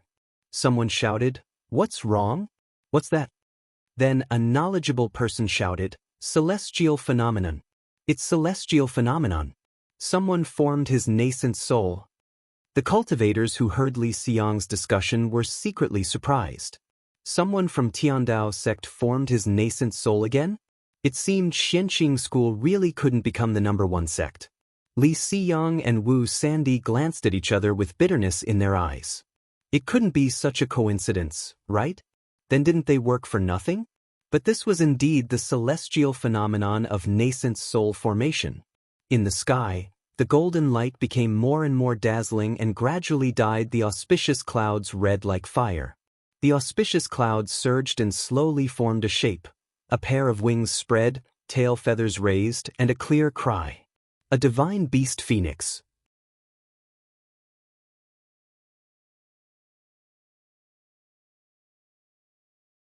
Chapter 3:14. Before Daoist Master Yang Lin could finish sighing, he saw the celestial phenomena of nascent soul formation all over the sky, and he was so shocked that his jaw almost dropped. Just as he was wondering why no one in the sect was doing closed-door meditation to form his nascent soul, he received a summon from the head Grand Supreme Elder. He had no choice but to hurriedly order his disciples to inquire about it, and then he went to see the head Grand Supreme Elder first. "Greetings, Supreme Elders." As soon as he entered the abode of the head Grand Supreme Elder, Lu Dingyuan, he was stared at by 4 nascent soul elders, causing Daoist Master Yang Lin to tremble with fear. There were 4 nascent soul elders, and one of them was a late-stage nascent soul cultivator. Even if they didn't deliberately release their spiritual aura, a middle-stage core formation cultivator like him would find it hard to remain calm and collected. The Tiandao sect originally had 7 nascent soul elders. One of them died 10 years ago during the extraterrestrial demon war, and another was seriously injured and was now in seclusion. Of the remaining 5, only one wasn't present. It seemed that the appearance of the nascent soul celestial phenomenon had shocked the higher-ups of the Tiandao sect. "Dispense with the formalities," said Grand Elder Lu Dingyuan, who sat in the seat of honor. He looked young, no more than 30 years old. He had a 3-inch beard and wore a Daoist crown and a Daoist robe. He looked like an immortal. But these were just appearances. Perfected Master Yang Lin knew that this head supreme elder actually cultivated in devil arts. He was kind when he was in a good mood, but if he was in a bad mood, he would be very irritable. Therefore, although Master Daoist Yang Lin said that there was no need for formalities, he still bowed respectfully and asked, "May I know what instructions Grand Supreme Elders have for me? Do I still need to instruct you?" Among the 4 nascent soul elders, Fairy Fengqing, the one with the most fiery temper, spoke up. She glanced outside, her phoenix eyes slanting. "Such a big movement. As the sect leader, you shouldn't be unaware, right?" Of course, Immortal Yang Lin knew the reason, but he just asked out of politeness. He didn't expect to get it wrong again, so he could only answer with a bitter face, "I don't know either." There are a total of 5 senior martial brothers and sisters in the late stage of core formation in our sect. 2 of them are close to the peak stage of core formation, but these 2 senior martial brothers haven't said anything about forming their nascent souls. Disciple was just thinking about who is forming their nascent souls, so I only had time to send someone to inquire. Hearing those words, the 4 nascent soul realm elders looked at each other.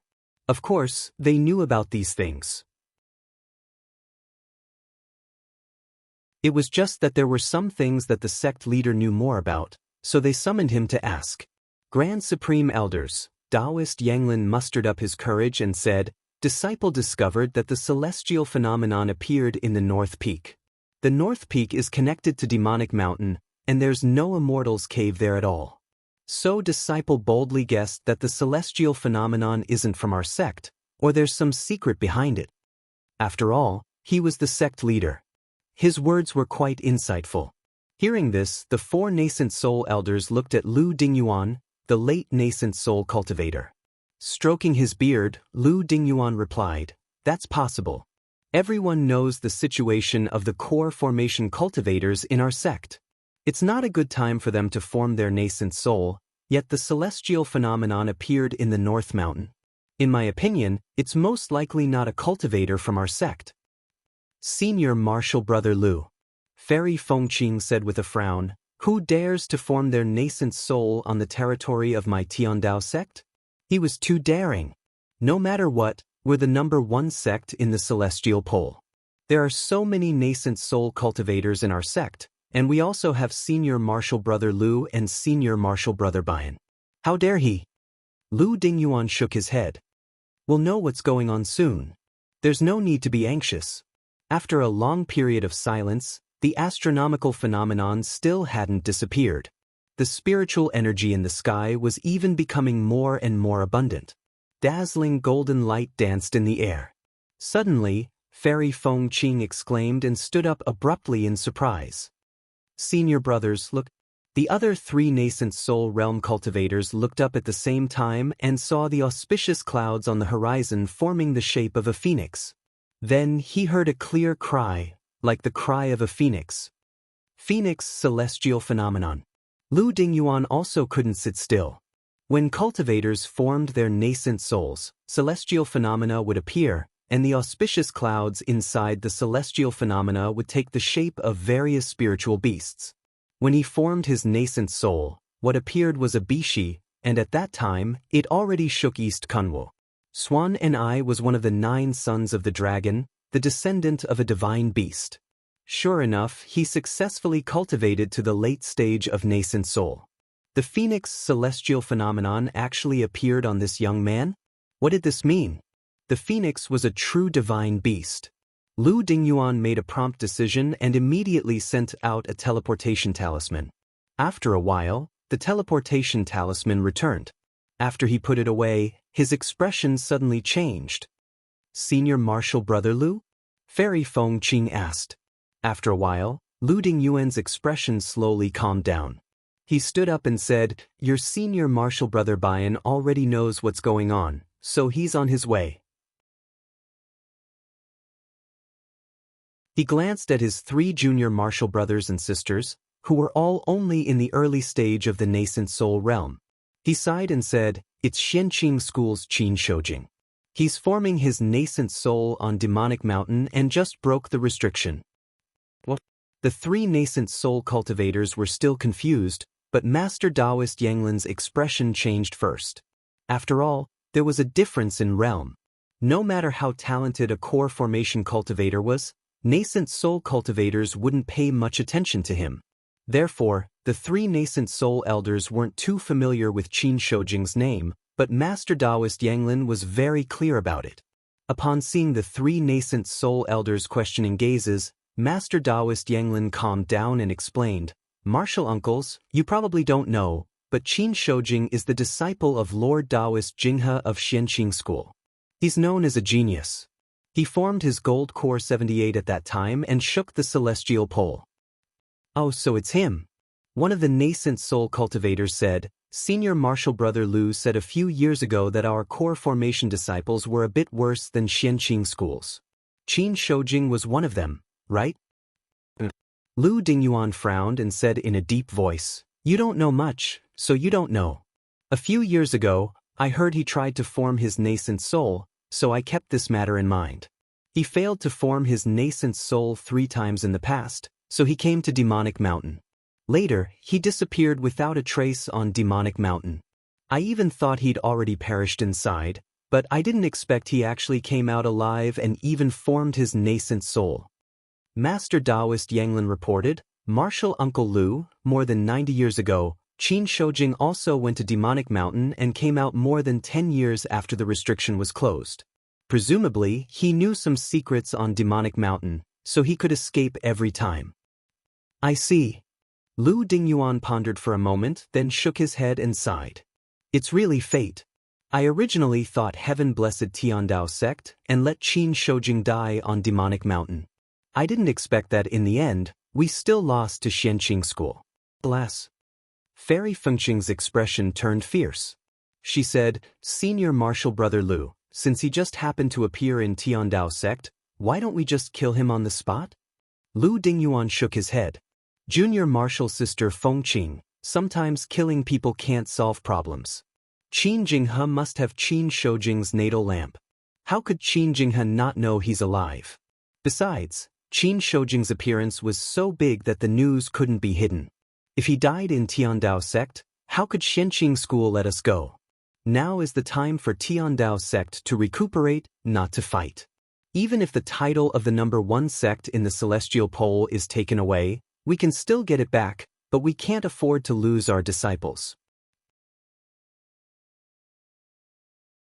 What Senior Martial Brother Lu said makes sense, an early-stage nascent soul cultivator said. An early-stage nascent soul cultivator said, we have Senior Martial Brother Lu and Senior Martial Brother Bian, so Tiandao sect's power is still there. We don't need to be impatient. Fairy Fengqing wanted to say something, but Lu Dingyuan raised his hand and stopped her. They're here. At that moment, the celestial phenomenon gradually ended. Several flight lights flew over from the north peak of Mount Yuheng and stopped in front of Lu Dingyuan's Immortal's cave. They were Lord Daoist Bian, another late-stage nascent soul cultivator from Tiandao sect, Qin Shi, and Mo Tiange. In an instant, a smile appeared on Lu Dingyuan's face. He led his 3 nascent soul martial siblings and a group of disciples to welcome them. So it's fellow Daoist Shoujing, brother Daoist Jinghe's beloved disciple. It's an honor to meet you. In any case, Qin Shi had just advanced to the nascent soul realm. A late-stage nascent soul cultivator treating him with such courtesy could be considered giving him enough face, so he also politely returned the salute with Mo Tiange. I don't dare. Greetings, Senior Martial Brothers and Sisters of Tiandao sect. I had no choice but to form my nascent soul on demonic mountain. If I disturbed you, please forgive me. You're too kind. Lu Dingyuan felt a bit more comfortable when he heard Qin Shi calling himself a brat but actually calling himself a junior humbly. He said, this is also a fated chance. Fellow Daoist Shoujing, please come in and have a seat. Qin Shi smiled, gave Mo Tiange a meaningful look and followed Lu Dingyuan into his Immortal's cave. Mo Tiange understood what he meant. Since Tiandao sect was treating them with courtesy, there shouldn't be any danger, so they could go in boldly without worry. After they entered Lu Dingyuan's Immortal's cave, Lu Dingyuan introduced the nascent soul cultivators present to Qin Shi one by one. After greeting them, he saw Mo Tiange following behind Qin Shi, so he asked, this is? Qin Shi smiled and said, this is my junior martial sister and also my Dao companion. Her Daoist name is Qingwei. Oh. Lu Dingyuan was a bit surprised. Although most nascent soul male cultivators took core formation female cultivators as their Dao companions, Mo Tiange's cultivation level was indeed a bit low. But in the end, this was other people's business, so Lu Dingyuan just smiled and didn't say much. He just glanced at his disciples and told them to treat Mo Tiange with the same courtesy. Everyone sat down and served tea. Lu Dingyuan said, fellow Daoist Shoujing, not only did you escape from death this time, but you also formed your nascent soul. You must have a lot of stories, right? Can you tell us? Qin Shi smiled. I was just lucky. 10 years ago, when the restrictions on Demonic Mountain collapsed, my junior martial sister and I happened to not be affected, but we were trapped inside and couldn't get out. During these 10 years, Demonic Mountain was extremely unstable, so we had to find a safe place to do closed-door meditation. Fortunately, I obtained some treasures inside and successfully formed my nascent soul, which allowed me to escape. Really? When the restrictions on Demonic Mountain collapsed, only a few people escaped. Fellow Daoist Shoujing was really lucky. Lu Dingyuan obviously didn't believe him, and Qin Shi also didn't intend to make him believe him. This kind of thing was tacit. Therefore, he just smiled and asked, Senior Martial Brother Lu, we've been trapped in Demonic Mountain all these years. May I know the situation in Kunwu now? How many people escaped? Is my master, Lord Daoist Jinghe, doing well? Fellow Daoist Shoujing, rest assured. Lu Dingyuan answered with a smile. Fellow Daoist Jinghe was really lucky. He escaped with fellow Daoist Huayan from your group, and he only suffered minor injuries. On the other hand, I heard fellow Daoist Huayan was seriously injured. I don't know how he's been these years. Oh, thank you for telling me, Senior Martial Brother Lu. Upon hearing this news, both Qin Shi and Mo Tiange breathed sighs of relief. At least they were still alive.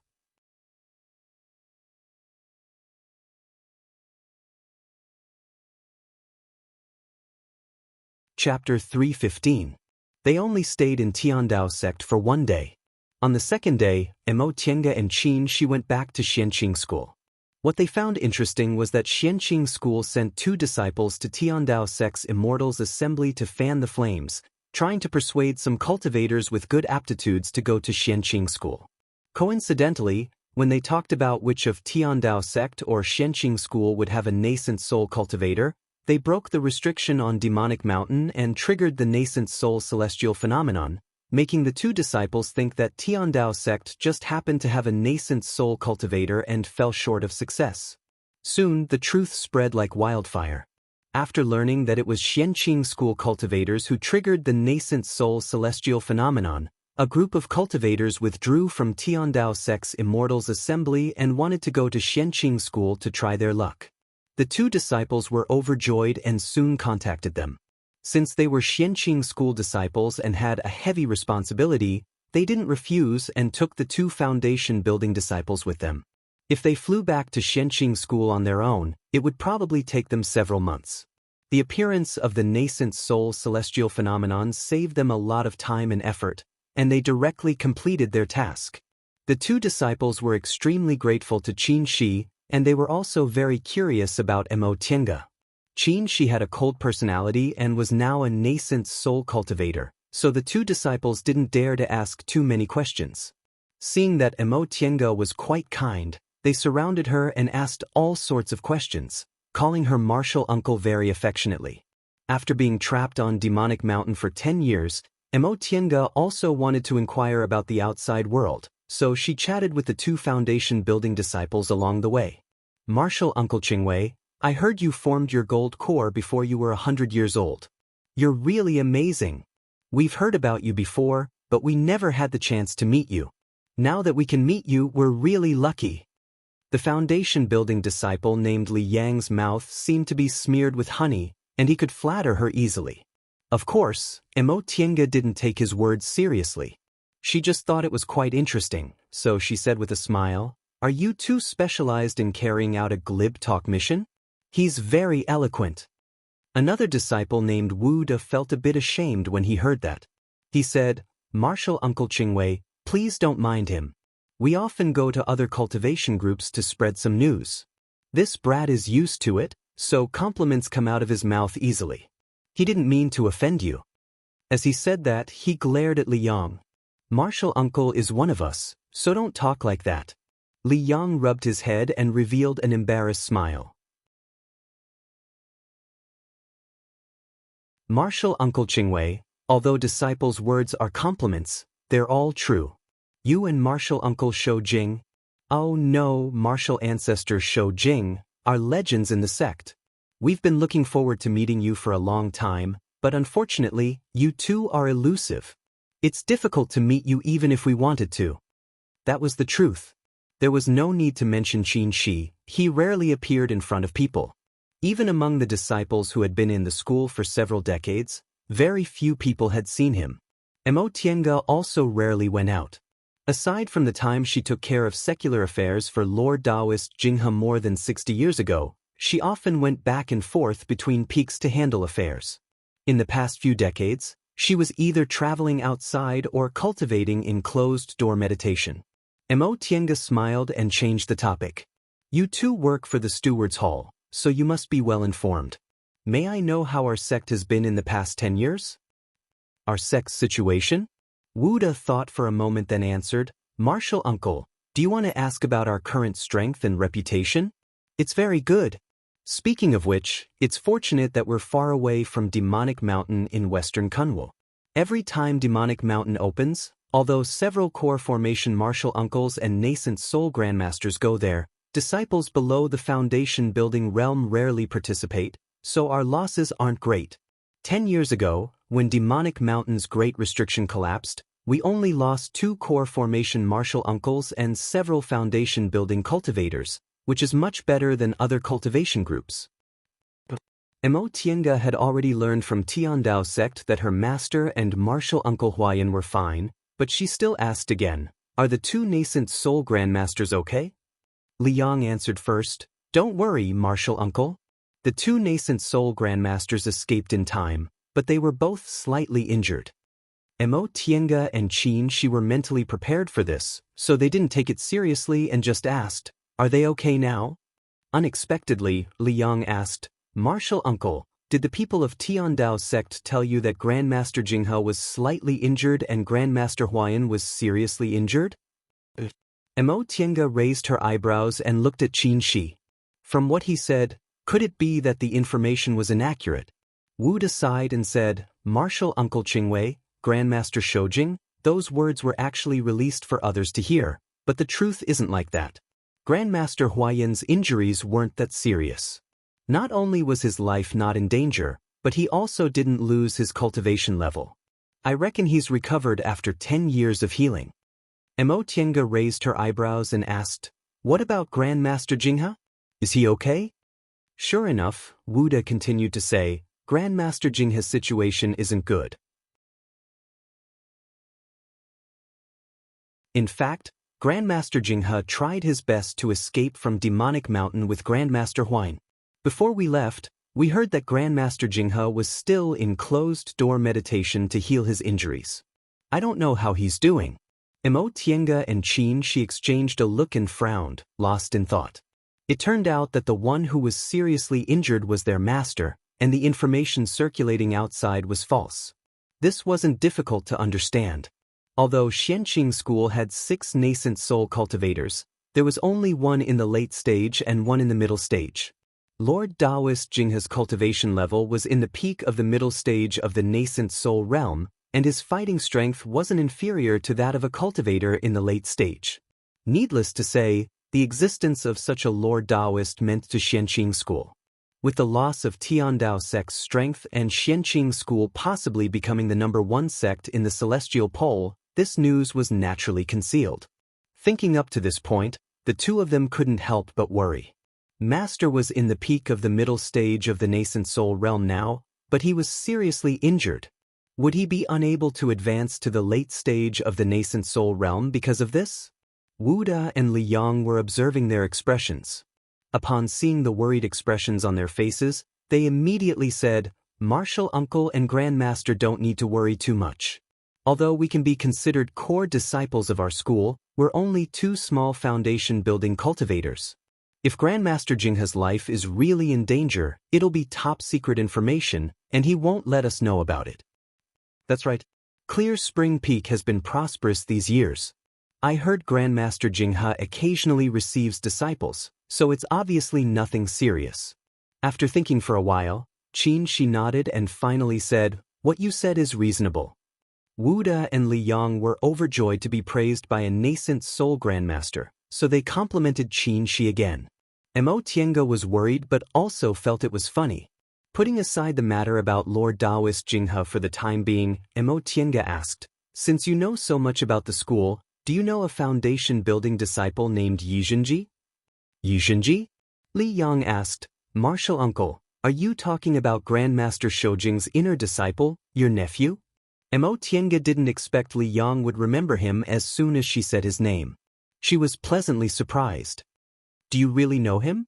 Liang shook his head. "Senior Martial Brother Yi is an elite disciple among elite disciples. We're just deacons of the Steward's Hall and we often run errands outside. How could we know him? We've only seen him before." "Oh, then do you know his situation? Did he come back from his experiential learning?" Wu took over the conversation and said with a smile, "Speaking of this, it's also interesting." Tiange was stunned. What happened? Li Yang rushed to say, Senior Marshal Brother Yi disappeared for more than 10 years and there was no news about him. Unexpectedly, one year, news suddenly came from Kuanzhong City that an individual cultivator named Wanderer Baiyu was killed by 2 foundation-building cultivators. After that, our branch in Kuanzhong City received news from Senior Marshal Brother Yi. Wanderer Baiyu. Mo Tiange and Qin Shi exchanged glances. Both of them had astonishment in their eyes. Seeing that Mo Tiange was confused, Qin Shi said, Wanderer Baiyu is also a member of the Individual Cultivators Alliance in Kuanzhong City. He's more than 400 years old and has a youthful appearance. Reportedly, he specializes in dual cultivation. I once guessed that the person Old Tong said he wanted you to exchange heavenly aromatic beans for chalcedony was Wanderer Baiyu. Correct. Li Yang continued, Grandmaster Shoujing is really experienced and knowledgeable. Wanderer Baiyu is an individual cultivator in the core formation realm from Kuanzhong City. According to the senior martial brothers I met, he's obviously an old man, but he looks like a youngster. Moreover, he's fastidious like a woman. His reputation isn't very good. Many people say he uses the plucking technique to maintain his youth. Mo Tiange nodded. What happened to Jinji in the end? Wu De continued. Speaking of which, Senior Marshal Brother Yi was really unlucky. When he traveled to Kuanzhong City, he accidentally saved a woman. As it turned out, that woman was the human furnace that Wanderer Baiyu fancied, so he captured her as well. Fortunately, due to Senior Marshal Brother Ye's identity, Wanderer Baiyu didn't dare to kill him. In order to protect that woman, the 2 of them were imprisoned by Wanderer Baiyu for more than 10 years. After listening to the whole story, Mo Tiange was shocked at first, then she became furious. This Wanderer Baiyu. How dare he? He actually dared to imprison a disciple of Xianxia school. Who said he didn't? Later on, I don't know what method Senior Marshal Brother Yi used, but he actually killed Wanderer Baiyu, a realm above him, and only then did he escape. Li Yang shook his head and said, according to the Senior Marshal Brothers in Kuanzhong City's branch, when Senior Marshal Brother Yi and that woman escaped, both of them were tortured beyond recognition. What happened next? Qin Shi frowned and asked, Wanderer Baiyu imprisoned a disciple of Xianxia school. Did the school deal with him? Of course. Knowing this Grandmaster Shoujing only had one inner disciple, Li Yang hastily said, as soon as Senior Marshal Brother Yi returned to Mount Taikong, the whole school was shocked. Grandmaster Jinghe personally gave the order and almost massacred the Individual Cultivators Alliance in Kuanzhong City. At that time, this matter shook Kunwu, and the Individual Cultivators Alliance was exterminated overnight. Later, Grandmaster Jinghe calmed down and agreed to let the irrelevant people go. Now, the Individual Cultivators Alliance in Kuanzhong City has already been reorganized. Mo Tiange and Qin Shi finally felt their anger dissipate. If Wanderer Baiyu was still alive, the 2 of them would have immediately killed their way to Kuanzhong City. Jinji was their only disciple, but he was almost tortured to death by someone else. Just thinking about it made Mo Tiange and Qin Shi furious. Since Wanderer Baiyu cultivated the art of plucking and was a member of the Individual Cultivators Alliance, he was most likely the old friend Tong Tianyun mentioned. She and Tong Tianyun made an agreement to obtain heavenly aromatic beans from Demonic Mountain in exchange for a 1,000-year-old chalcedony. If she met Wanderer Baiyu before that, Jinji probably wouldn't have suffered so much. Fortunately, Jinji escaped. Otherwise, she really would have regretted it for the rest of her life.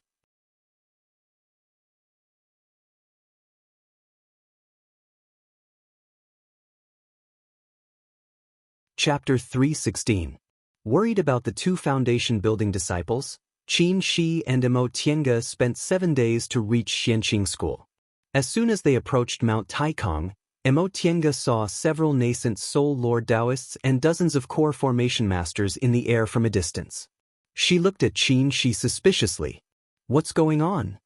Qin Shi didn't understand what was going on either, but Wu De and Li Yang answered with a smile. Of course, to welcome Grandmaster Shoujing. Both of them were stunned. Several nascent soul Lord Daoists and dozens of core formation cultivators actually came to welcome a nascent soul cultivator. The leader was even the head Grand Supreme Elder, Lord Daoist Jinyang. This was too grand. Even when Master returned to the mountain, he didn't have this kind of extravagance. While they were in a daze, Lord Daoist Jinyang led a huge crowd to welcome them and greeted them with a smile from afar. "Shoujing, you're back."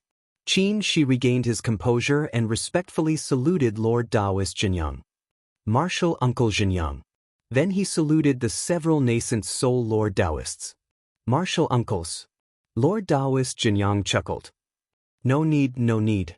Today is the last time you'll call me martial uncle. From now on, you'll have to call me senior brother or senior sister." She smiled and didn't stand on ceremony. Since he had formed his nascent soul, he was naturally the Grand Supreme Elder and Lord Daoist Shoujing from now on, so he naturally had to change the way he addressed him. After he finished saluting, the core formation cultivators also saluted him. "Greetings, Martial Uncle Shoujing." Dozens of core formation cultivators saluted him at the same time. Tiange was shocked by the scene in front of her. Not long ago, she had to call these people martial uncles, but in the blink of an eye, they had to call she martial uncle. Although they didn't have to call her martial uncle, she and she were husband and wife, so they still regarded her as an elder. Of course, the fact that she and she had become dual cultivation partners wouldn't be made public until she reported it to Master. She was calm. He still smiled and said to these people, "No need to be so polite." Then he turned to Lord Daoist Jinyang. "Martial Uncle Jinyang, I haven't heard from you for 10 years, so I've made you worry about me. I'm really ashamed." Lord Daoist Jinyang said with a smile, "What shame? For the past 10 years, you were trapped in a dangerous place like Demonic Mountain. Not only did you manage to escape in the end, but you also formed your nascent soul and greatly raised the prestige of Xianxia School. Welcoming you today is what we ought to do." She was speechless. He'd always been low-key and wasn't good at interacting with people. Lord Daoist Jinyang being so cautious about this matter made him feel uneasy even though he thought highly of him. Lord Daoist Miaoi noticed his uneasiness, so she immediately said to Lord Daoist Jinyang with a smile, "Senior Martial Brother Jinyang, Shoujing just came back, so I'm afraid he's tired. Why don't you let him rest first? We can talk about this later." "Alright." Lord Daoist Jinyang patted his head and said with a smile, "Shoujing, you two can go back to Clear Spring Peak to rest and see your master. Junior Martial Brother Jinghe will definitely be very happy to see you two back." Lord Daoist Jinyang had always been steady, but today he was so happy that he almost fainted. Seeing this, Tiange was secretly amused. In fact, the point wasn't that she formed his nascent soul, but that he formed his nascent soul at the right time. Although Xianxia School's nascent soul cultivators weren't as good as Tiandao sects, they were young and had great potential. However, they were always suppressed by Tiandao sect in terms of numbers and strength.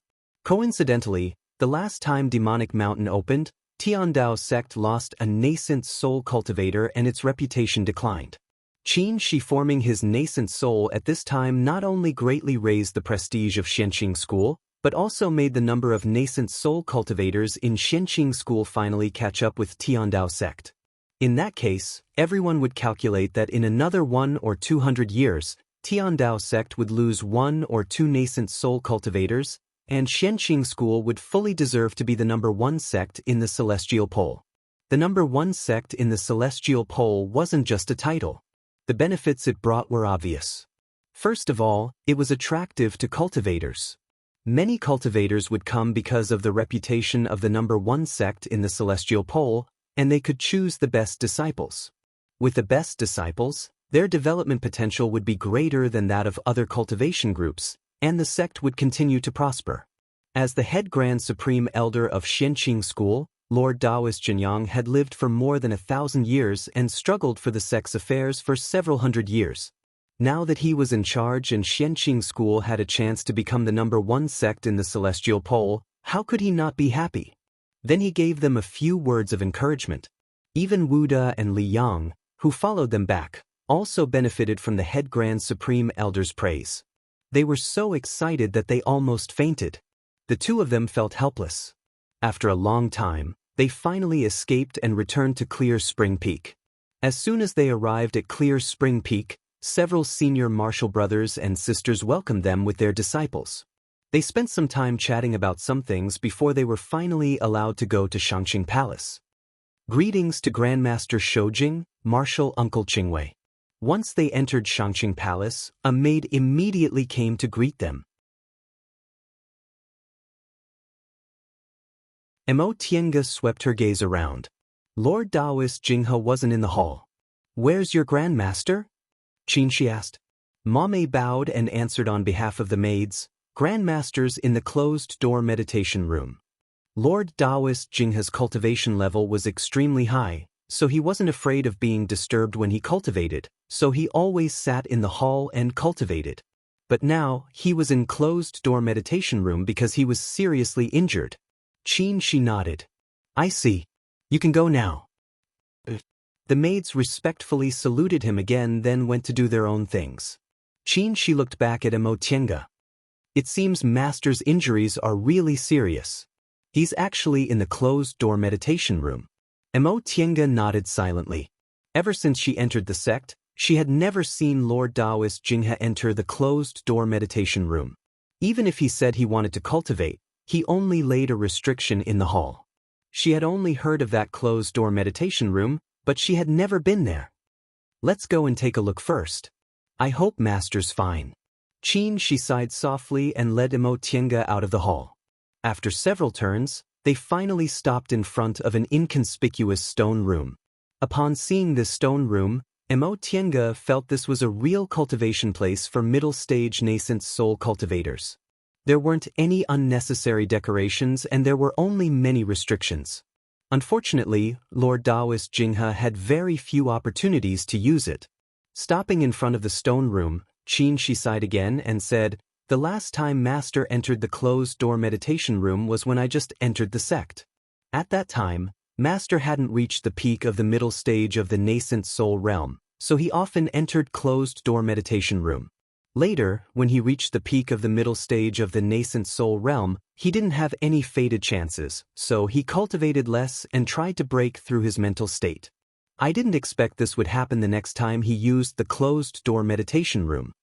He put his palms together, quickly made a set of hand seals, and hit the door of the stone room. The stone room moved slightly. After a while, a voice came from inside. Is it Xier? The voice sounded a little old. Mo Tiange and Xianxia looked at each other and saw shock in each other's eyes. Xianxia answered, Yes, Master. Tiange and I are back. After a while, the door to the stone room slowly opened with a loud bang. As the stone door moved, they saw Lord Daoist Jinghe sitting on the stone bed inside the stone room. He was still wearing a golden crown and luxurious clothes, and he still looked noble, but his black hair had turned white. Master. The two of them called out in unison. They walked forward tremblingly, knelt in front of the stone bed, and looked up at Lord Daoist Jinghe. Not only had his hair turned white, but his eyebrows and beard had also lost their color. There were fine wrinkles at the corners of his eyes and forehead, and the muscles at the corners of his mouth had softened. Lord Daoist Jinghe originally looked like he was in his 30s or 40s, but now he looked like he was in his 50s. What kind of injury could have caused him to age so much in 10 years? Master, why did you? Mo Tiange couldn't finish her words. Although this master always annoyed her, she knew he was good to her. In this life, except for her dead mother and second uncle, no one else loved her as much as he did. Seeing her master like this, she felt as if someone was clutching her heart. Lord Daoist Jinghe looked up and swept his gaze over the two disciples kneeling in front of him. He smiled slightly. Don't worry, I won't die. After saying that, his gaze fell on Xianxia and he showed a gratified smile. Xia, you finally formed your nascent soul. Xianxia looked up, grasped Lord Daoist Jinghe's hand tightly, and said hoarsely, Master, how are your injuries? If you have any methods or medicinal pills you need, just tell us. We'll definitely do it for you. Right? Tienga remembered if her master's injuries could be cured with medicinal pills, she didn't lack them at all. Master, tell me.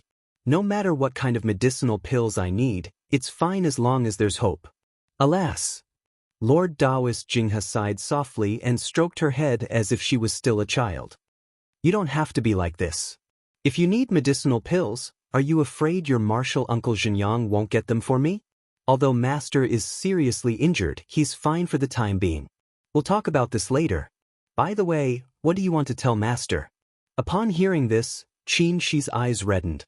He took Tienga's hand and said cautiously, Master, Tienga and I were trapped on Demonic Mountain for the past 10 years. I formed my nascent soul and became husband and wife with Tienga, so I didn't report it to Master at that time. I hope Master can forgive me. Lord Daoist Jinghe smiled.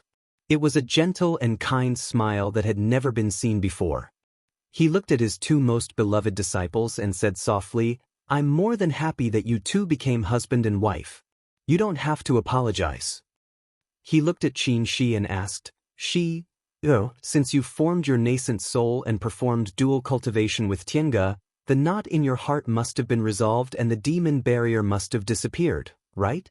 Xianxia said in a low voice, yes. Disciple didn't listen to Master's advice before and made Master worry. Lord Daoist Jinghe nodded with a smile. It's good that you understand. He then turned to Tienga. Tienga, what about you? Do you have any worries or obsessions in your heart now?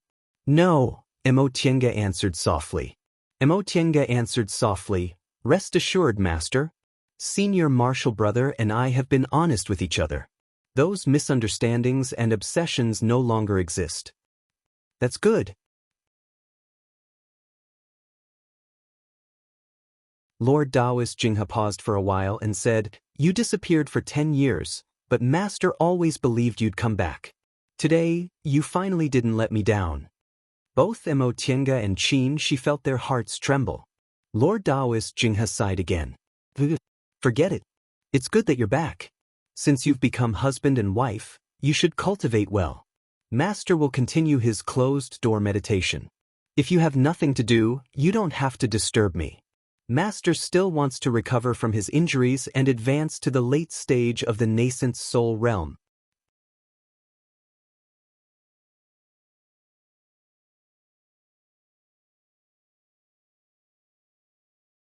Chapter 317. When they came out of Lord Daoist Jinghe's closed-door meditation room, both Tienga and Xianxia were in a heavy mood. After walking a bit further, they stopped by the railing at the same time. Tienga, Xianxia called out. He wanted to say something but hesitated. Tienga smiled and sighed. She hugged his waist and said softly, I know what you want to say. Don't worry. If there's anything in the virtual sky world that Master can use, I won't be stingy. Xianxia was moved when he heard what she said. He said gratefully, Thank you for saying that. What are you thanking me for? Tienga chuckled. He's your master and also my master. In this world, no one treats me better than him except you. Xianxia didn't say anything and just hugged her tightly. He knew that although she had the indifference and decisiveness a cultivator should have, she was also a person who valued relationships. She would always remember who treated her well, and if there was a chance in the future, she would pay them back double. They both knew their master's injury was very serious, but it wasn't like there was no way. With the spiritual plants in the virtual sky world and Xianxia's knowledge of many pill recipes, martial Uncle Xianxia might not have seen all of those pills. Later, let's study what medicinal pills can be used to heal Master, Tienga said softly. Xianxia answered. This was the only thing they could do for their master right now. In their divine senses, a foundation-building cultivator was walking towards them, but they didn't move. There were only maids in Shangqing Palace, and these maids didn't dare to disturb them. However, when the man saw them, he called out, Auntie, Master. The voice sounded very surprised. Hearing this voice, the two of them hurriedly separated. They saw Yizhenji standing not far away, looking at them with tears almost falling from his eyes. Zhenji! Yizhenji wiped the tears from the corners of his eyes and murmured, You're finally back. I knew you'd definitely come back. Mo Tiange recalled what Wuda and Liang said happened to him all these years. Seeing his haggard face, she felt sorry for him. Although Zhenji wasn't her disciple, she brought him up. It wouldn't be an exaggeration to say he was her son. Zhenji, why did you lose so much weight? She grasped Yi Zhenji's pulse, then probed his body with her true aura. However, she discovered that he wasn't injured at all. Furthermore, the spiritual aura inside his body was stable. He was already in the middle stage of the foundation building realm. Upon hearing her question, Yi Zhenji unexpectedly lowered his head and started to cry. Back then, when he lacked experience and his character was a bit weak, he never cried. Today, however, Mo Tiange and Xianxia were startled. The first thing Mo Tiange thought about was the imprisonment Wuda and Liang mentioned. During those 10-odd years, did he suffer inhumane torture? Seeing them all of a sudden was why he felt so wronged? Xianxia sighed and asked, "What made you so sad?" Yi Zhenji wiped away his tears, then looked up and said, "Master Andy, please save Linbua. Please help me save Linbua." Mo Tiange and Xianxia looked at each other. Both of them were confused. Linbua? Then the two of them remembered that Yi Zhenji was trapped by Master Daoist Baiyu precisely because of a woman. Could it be this Linbua? Thinking up to this point, the two of them pondered inwardly. Could it be that Zhenji has some sort of relationship with this woman? Yi Zhenji said, "Linbua, come with me. I'll tell you slowly." As he led them, Yi Zhenji first asked them if they had been all right in the past 10 years. When he learned that they had become husband and wife, he was quite happy. Presumably, he had figured it out in the past few years. Then he talked about his experiences in the past few years, which were not different from what Wuda and Liang said. He was indeed imprisoned by Wanderer Baiyu. Before he left, Xianxia was worried and gave him several magic talismans to protect himself. During those 10-odd years, Yi Zhenji pretended to be incompetent and suffered a lot to numb Wanderer Baiyu. In the end, when Wanderer Baiyu was unprepared, he killed him with magic talismans. After listening to this, Mo Tiange and Xianxia were quite surprised. Although they both loved Yi Zhenji, they always thought he was a little weak and couldn't be a great person. They didn't expect him to have such scheming and perseverance when he was in danger. It seemed it was the right decision to let him go out to gain experience. Otherwise, he wouldn't have been able to stimulate his potential. The Linbua he mentioned was called Shui Linbua. She was originally from the Eastern Sea. The Eastern Sea had been in chaos for several decades. She was lucky and accidentally found a way to cross Demonic Mountain and come to Kunwu. Her aptitude wasn't good, so she couldn't enter those cultivation sections. As a woman, she struggled to cultivate in Kunwu. Later, she unexpectedly had a fated chance and advanced to the foundation-building realm. She was a foundation-building female cultivator without a backer. Although her aptitude wasn't good, she was a human furnace desired by many cultivators. Wanderer Baiyu took a fancy to her just like that in Kuanzhong City. Coincidentally, on the day Wanderer Baiyu tried to capture her, Yi Zhenji passed by and was mistakenly thought to be Shui Linbua's accomplice, so he was captured together with her. Later, Wanderer Baiyu discovered Yi Zhenji's identity.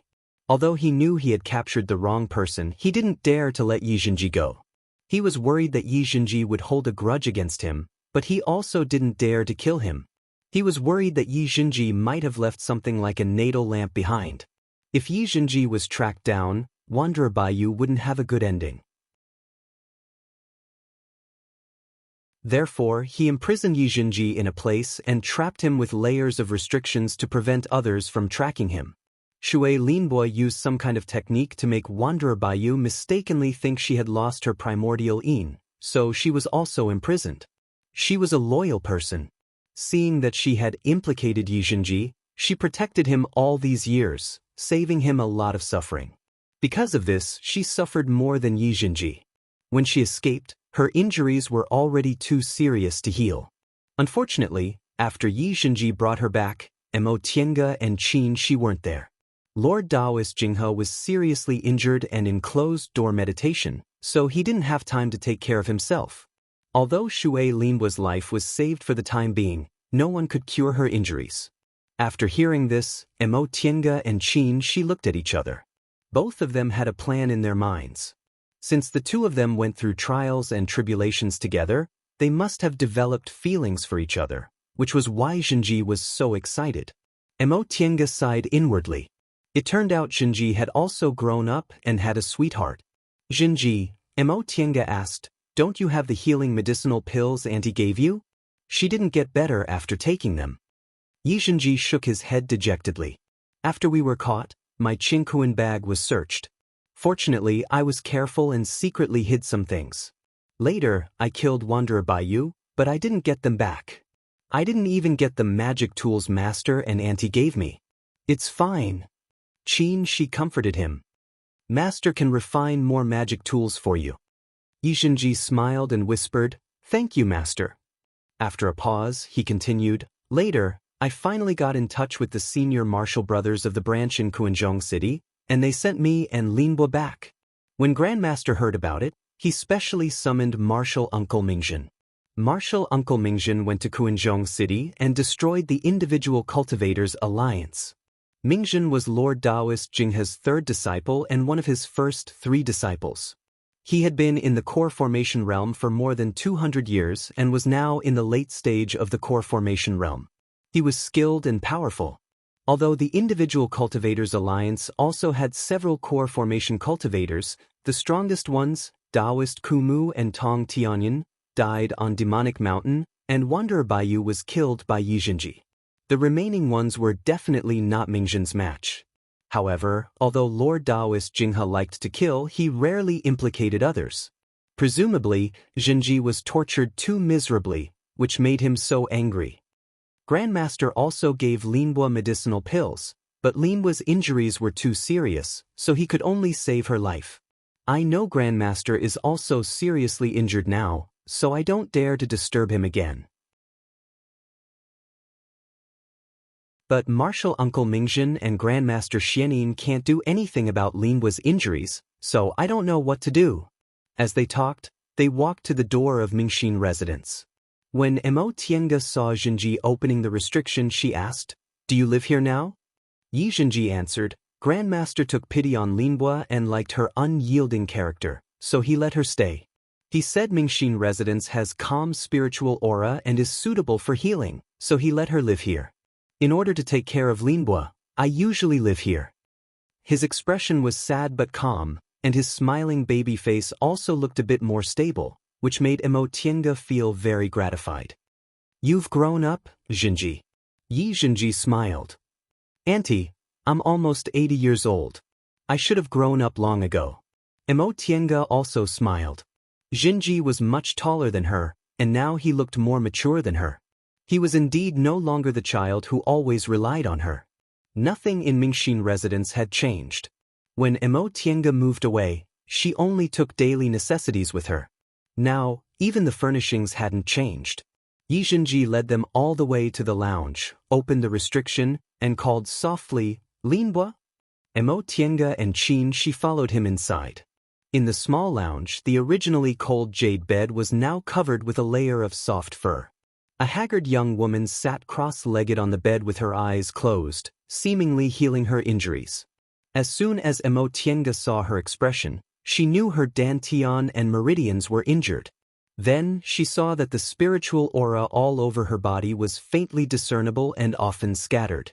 She speculated that her meridians were riddled with holes and couldn't retain spiritual aura at all. She stepped forward, gently took the woman's hand, and carefully probed her spiritual aura.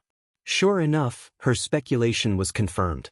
If she hadn't seen it with her own eyes, she wouldn't have believed that a cultivator's meridians were injured to this extent, and her dantian was also damaged. If it weren't for the medicinal power settling in her dantian, she would have died long ago. "Auntie, how is it?" Xianxia was a little anxious, but he was afraid of disturbing Shui Linbo, so he asked softly. Xianxia sighed and looked at Shi. "It's very serious. No wonder senior martial brother Mingzhen and martial uncle Xianin couldn't do anything about it." Upon hearing that, Shi also stepped forward to probe the woman's meridians and also frowned.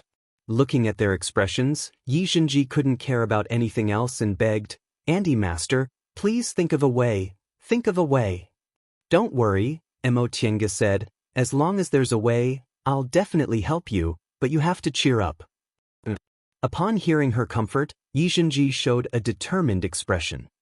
"Auntie, rest assured. No matter what happens in the end, I won't give up hope." Xianxia smiled and nodded. Since Yizhenji was begging her, she would certainly try her best. Moreover, this woman came from the Eastern Sea, so she might be related to Bishuan court. This could also be considered a bit of a connection with her.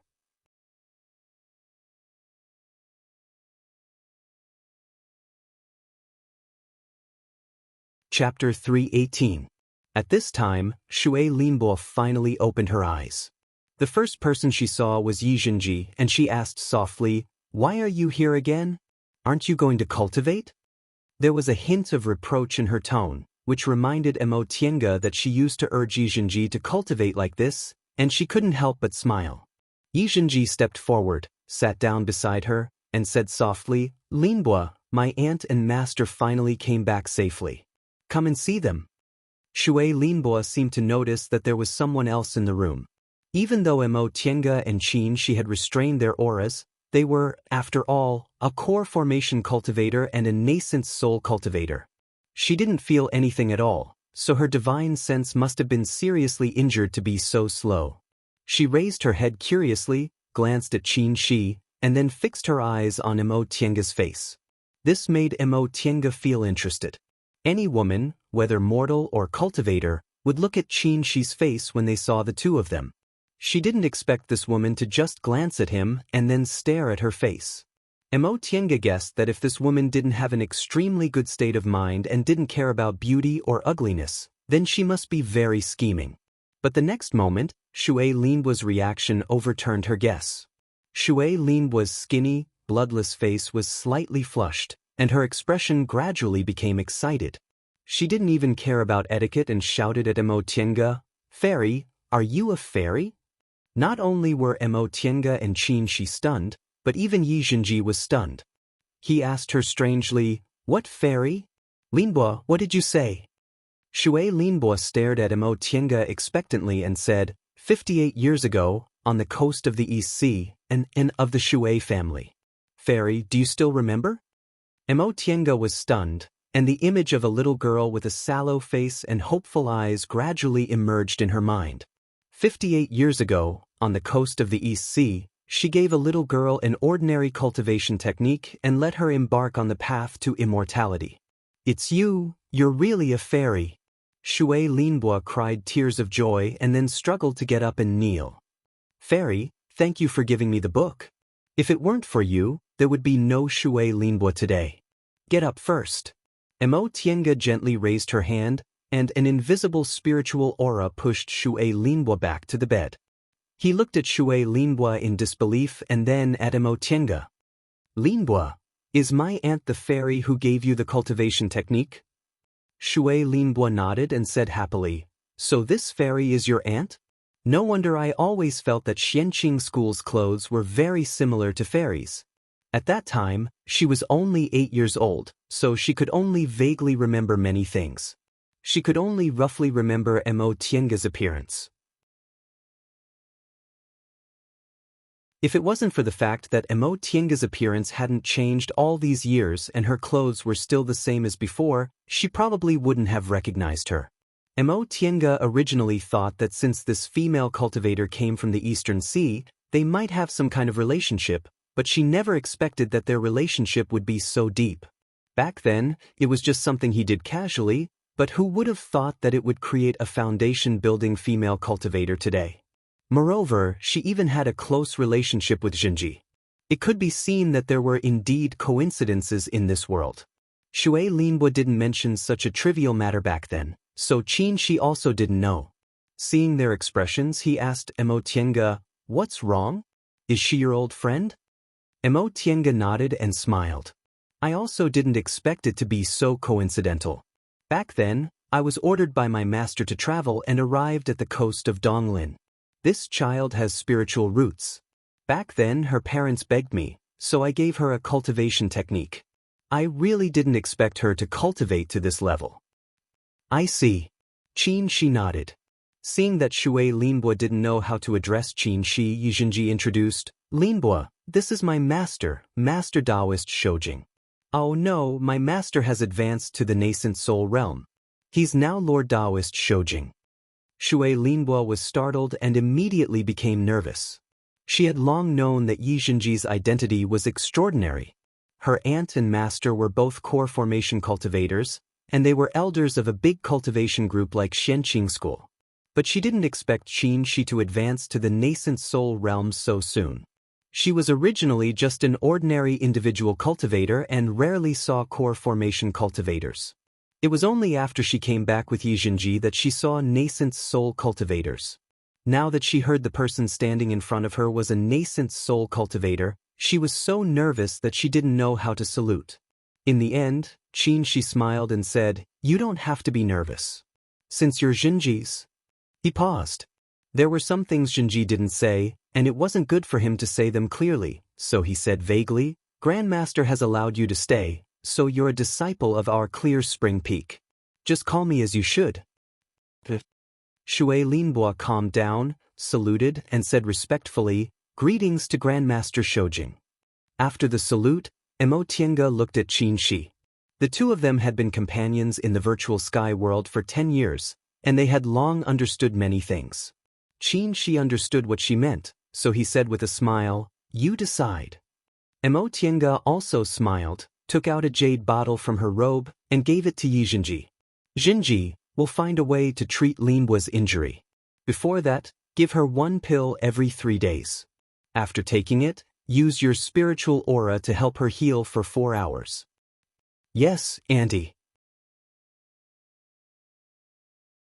Emo Tiange smiled and said to them, "Your master and I just came back, and we still have other things to arrange, so we'll go back first. You can heal and cultivate as usual." "Yes," Yizhenji said hurriedly, "Auntie, I'll see you out." Emo Tiange raised her hand to stop him. "No need. Just watch over Linbo." She nodded at Shui Linbo with a smile, then left with Qin Shi. After leaving Shangqing Palace, the two of them had their own thoughts. They walked at the same time, one going east and the other going south. After walking about 10 steps, they realized that the other party didn't go with them, so they stopped and turned around, stunned. "Why are you going that way?" After asking at the same time, they were stunned again, remembering that their caves weren't in the same place. The two of them laughed at each other, sighed, and walked together. "What should we do?"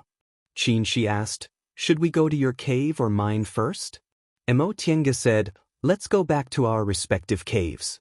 We haven't been back for a long time, so we have to deal with things first. We'll contact each other when we're done." Qin Shi thought about it and nodded. "Remember to send me a summoning talisman." Emo Tiange nodded, and the two of them separated and went back to their caves. Since they were married, they naturally had to live together in the future. The two of them had also discussed this matter. Qin Shi said that his cave looked inconspicuous, but it was actually located on a relatively large spiritual eye in the spirit vein of Clear Spring Peak. He also thought of many ways to enhance the spiritual aura there, and now it was not inferior to Shangqing Palaces. And the most important thing was that it was very secluded and there were few idle people around, which suited their quiet personality. Emo Tiange's current cave was big enough and the spiritual aura was also good, but because it was too big, there would be a lot of people to take care of it. Moreover, the two of them probably wouldn't accept many disciples, so it was better to give it to others and make the best use of it. Emo Tiange thought for a long time and agreed. Her current cave was used by Lord Daoist Xianxia before he formed his nascent soul. She only lived there for 2 years, so there weren't many things, so it was convenient to move.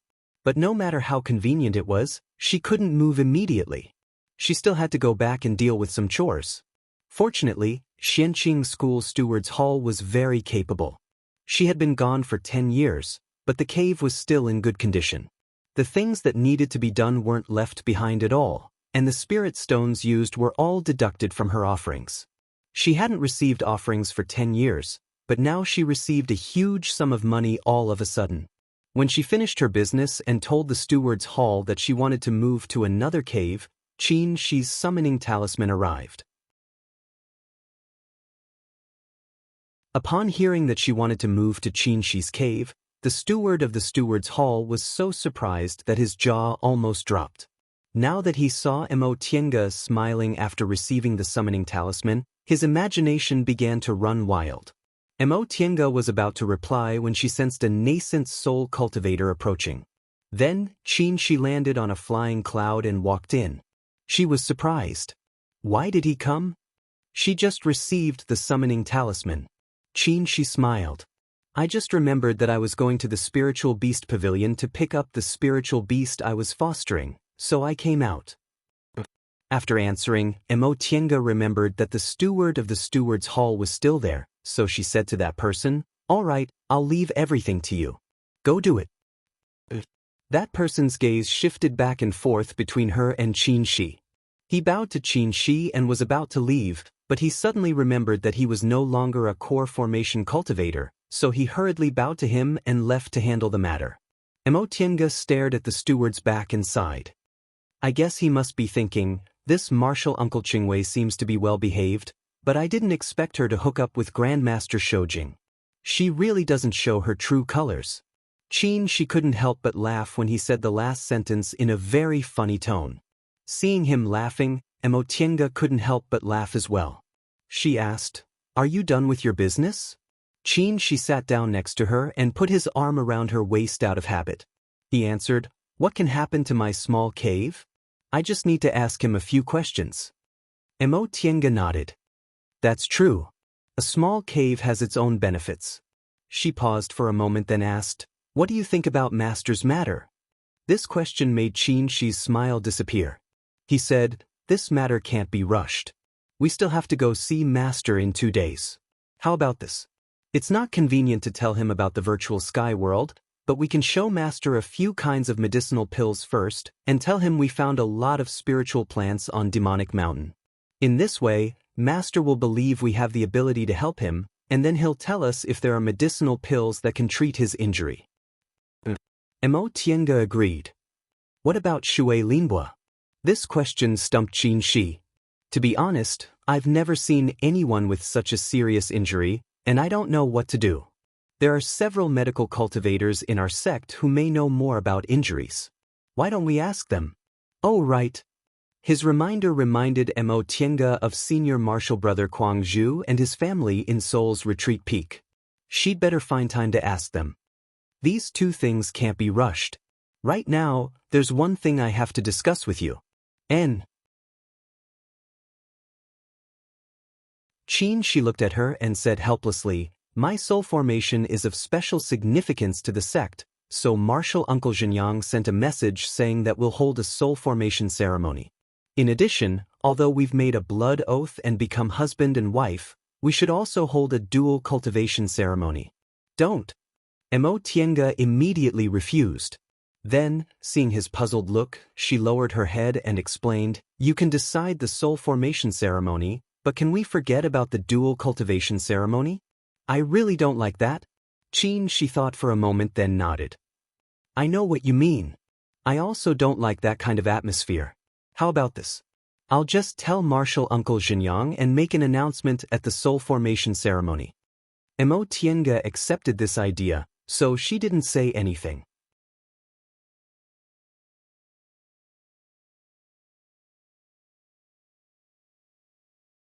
Chapter 319. Lord Daoist Zhenyang originally planned to organize Xianxia's soul formation ceremony on a large scale like Lord Daoist Xianyin did last time, but Xianxia refused. In his opinion, since Xianqing School's reputation was flourishing day by day and Tiandao sect was declining day by day, it would be too domineering and disagreeable for them if they still held a big event like last time. It would be better to keep a low profile. After thinking about it, Lord Daoist Zhenyang accepted. Xianqing School had never been a high-profile cultivation group, so it was better for them to be a bit more modest. After Tiange heard what he said, she laughed inwardly. In the end, it was just that he found it troublesome and didn't want to socialize with others. However, this was for the best.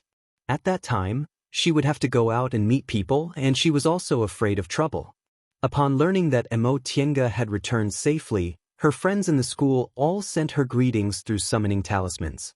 Among them, Luo Fengxue even paid her a visit. Mo Tiange hadn't returned for 10 years, but she heard a lot of gossip from Luo Fengxue. First of all, after junior martial brother Bai Yanfei married senior martial sister Wu, he discovered that although this senior martial sister Wu was gentle and honest, she had a stubborn temper and always tried to control him, which annoyed him endlessly. However, his master, Lord Daoist Jinyang, also protected senior martial sister Wu, leaving him helpless. Speaking of this matter, Luo Fengxue took pleasure in junior martial brother Bai's misfortune. She rudely mocked that junior martial brother Bai deserved it. As for junior martial sister Jiang, she had been living a good life for the past few decades. Her aptitude wasn't bad in the first place. After decades of dedicated cultivation, she actually rushed from the early stage of the foundation building realm to the late stage in one go. This kind of speed was rare in the entire celestial pole. If her cultivation went smoothly in the future, she might be able to form her gold core when she was about 150 years old. As for that junior martial brother Bai, he had yet to reach the peak of foundation establishment. Seeing that junior martial sister Jiang, whom he looked down upon, had caught up to him, he wondered if he regretted it.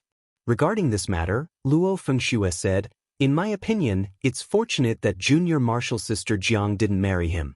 Otherwise, she wouldn't have the achievements she has today. It's a pity that senior sister Wu has to take care of chores for him every day. She doesn't even have much time to cultivate." Sigh. Luo Fengxue was very popular among female disciples. Since senior martial sister Wu had a gentle temperament, presumably, Luo Fengxue also had a good relationship with senior martial sister Wu. Putting this matter aside, his old friends were all doing well at the moment. During these 10 years, senior martial brother Kuang Zhu of Seoul's retreat peak had already formed his gold core. Roughly estimating, the first time Mo Tiange met him was almost 70 years ago. At that time, he was already in the late stage of the foundation building realm. His cultivation had been very smooth, and it was only a matter of time before he formed his gold core. Yi Jingwen, on the other hand, was rather pitiful. He had tried once but failed to form his gold core. However, he was still young, only a little over 100 years old, so there was no need to be anxious. They hadn't seen each other for 10 years, so Luo Fengxue spoke for a long time before leaving. In the end, Luo Fengxue mischievously congratulated Mo Tiange. "Tiange, I still haven't congratulated you. How did dual cultivation feel?" Mo Tiange was embarrassed by her laughter, so she pretended to be angry and said, "I still haven't settled the accounts with you. What's senior martial brother Qin? You also cheated me." Luo Fengxue burst into laughter. "You're the one who thinks that. At most, I just didn't clarify things. I didn't lie to you.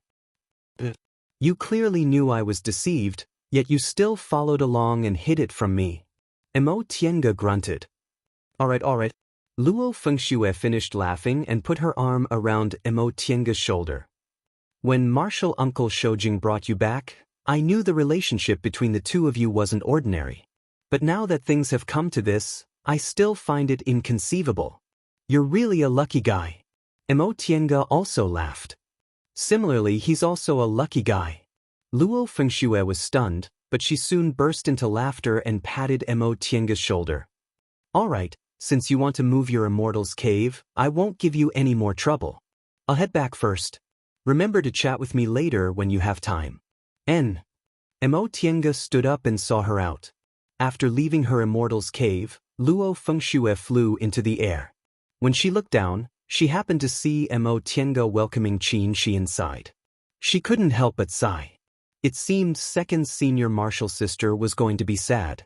However, when she recalled Mo Tiange saying he's also a lucky guy, Luo Fengxue felt that this had nothing to do with aptitude or identity.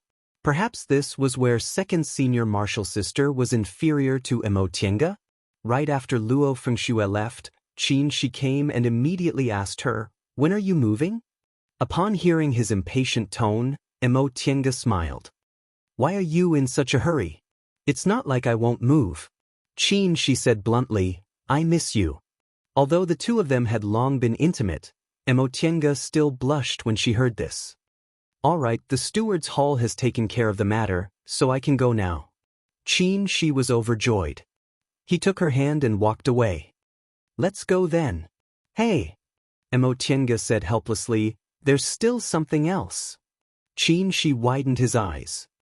Didn't you say everything was taken care of? Why is there something else? He looked suspicious. Obviously, he thought this was just an excuse.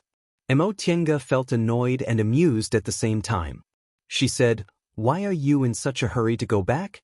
Those things will be taken care of by the steward's hall. It's not dark yet, so we can go see Master. At the mention of Lord Daoist Jinghe, Qin Shi's suspicious expression disappeared. He asked her, what medicinal pills should we give to Master? Tiange thought for a moment, then said, 9 Revolution Spiritual Heart Pill, Extreme Pure Golden Pill, Tai Pulse Moistening Pill, all of these are fine. In addition, we'll also bring 2 flowerless golden fruits. Flowerless golden fruits wither soon after they're picked. Isn't this a bit hard to explain? Tiange smiled. What's hard to explain? You're already a nascent soul cultivator. It shouldn't be a problem for you to preserve them for a year or so, right? Qin Shi thought for a moment, then nodded. You're right.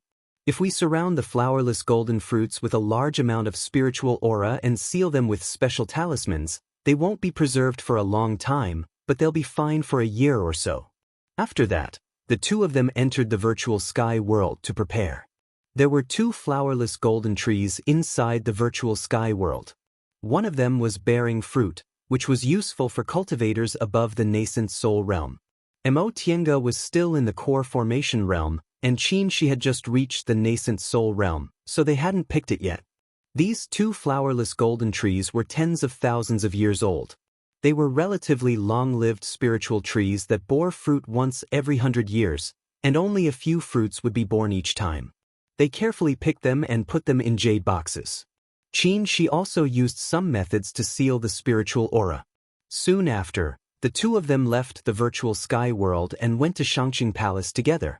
Lord Daoist Jinghe was still in the closed-door meditation room, and this time, Lord Daoist Jinyang was also present. Upon seeing them, Lord Daoist Jinyang smiled kindly. Shoujing Qingwei, why are you here? The soul formation ceremony hadn't been held yet, but just like Tiange, Qin Shi still called out, Martial Uncle Jinyang. Okay, you don't have to be so polite. They were only halfway through their greetings when Lord Daoist Jinyang lifted them up. The happiest person about Qin Shi's soul formation was actually Lord Daoist Jinyang. Tiange and Qin Shi stood up, then greeted Lord Daoist Jinghe. Lord Daoist Jinghe was in good spirits today, so he said with a smile, stand up. I've never seen the 2 of you so polite before. You're indeed different after getting married. Upon hearing his teasing, Tiange felt relieved. Apparently, Master's condition today wasn't bad. He even knew how to joke. Before they arrived, the 2 nascent soul Dao Lords were talking about something. After Tiange and Qin Shi took their seats, Lord Daoist Jinyang was the first to ask, Shoujing Qingwei, what brings you here? Qin Shi answered, we came to see Master's condition and ask if there's anything we can help with. Lord Daoist Jinyang nodded, feeling quite gratified. You're very considerate. Your Master's injury won't threaten his life, so you don't have to worry about it. Yes. Qin Shi looked at Lord Daoist Jinghe and asked, Martial Uncle Jinyang, are there any medicinal pills that can treat Master's injury? There are several kinds of medicinal pills, but the spiritual plants they need are really hard to find. Alas, there are very few natural treasures in the world nowadays. Cultivators above the nascent soul realm can hardly take medicinal pills. In the past 10 years, we've only concocted a few healing medicinal pills. Upon hearing this, Tiange and Qin Shi exchanged glances. Qin Shi took out 2 jade boxes from his Qianquan bag and said to the 2 of them, Master, Martial Uncle Jinyang, Tiange and I benefited from a disaster on Demonic Mountain this time. We obtained some treasures. Take a look and see if they're useful for Master's injury. The 2 Lord Daoists looked quite surprised. They knew Qin Shi's vision. The treasures, he said, must be precious. Lord Daoist Jinyang took the boxes and heard Qin Shi say, here are some medicinal pills. We obtained some spiritual plants, and the ones that weren't suitable to be preserved were refined into medicinal pills. Here are 3 flowerless golden fruits. Fortunately, I've formed my nascent soul, otherwise I wouldn't have been able to bring them back. Flowerless golden fruits. The 2 Lord Daoists were shocked and glanced at each other. Lord Daoist Jinyang put the box of medicinal pills aside. Seeing that the jade box was full of spiritual aura, he carefully peeled off the complicated talisman on it. After the box was opened, the 2 Lord Daoists immediately gasped. Inside the jade box were 3 golden fruits. The skin of the fruits was gold without any impurities. As soon as the box was opened, they smelled a sweet grass-like fragrance. Flowerless golden fruits. Lord Daoist Jinghe took a deep breath and murmured, "Yes, these are flowerless golden fruits. Judging from their color, that flowerless golden tree is at least 10,000 years old, right?" Nascent soul cultivators were nascent soul cultivators after all. They could determine the age of the flowerless golden fruits at a glance. Lord Daoist Jinyang looked for a long time before he sighed and turned to ask Qin Shi, "Where's the flowerless golden tree you found? Do you remember its location?" Qin Shi shook his head and said, "Everything changed after the changes on Demonic Mountain. Tiange and I met it by chance when we were lost. The terrain there was very special. We went back to look for it, but we couldn't find it no matter what. A place like Demonic Mountain couldn't be speculated with common sense, so Qin Shi wouldn't be exposed even if he lied casually." Sure enough, Lord Daoist Jinyang didn't doubt him. He just sighed regretfully. Qin Shi asked again, "Martial Uncle Jinyang, is this thing useful for Master's injury?" Lord Daoist Jinghe answered with a smile, "Of course it's useful. Cultivators below the nascent soul realm can't bear the spiritual aura of flowerless golden fruits, but for nascent soul cultivators, 1 fruit is equivalent to several years of rest." Not bad. Lord Daoist Jinyang looked at the 3 fruits with eyes full of reluctance. It was also rare for him to see such spiritual objects. With these 3 fruits, your master's recovery time can be reduced by at least 30 years. Mo Tiange and Qin Shi glanced at each other. They were very happy. "Martial Uncle Jinyang, take a look at these medicinal pills again. Are they useful for Master?"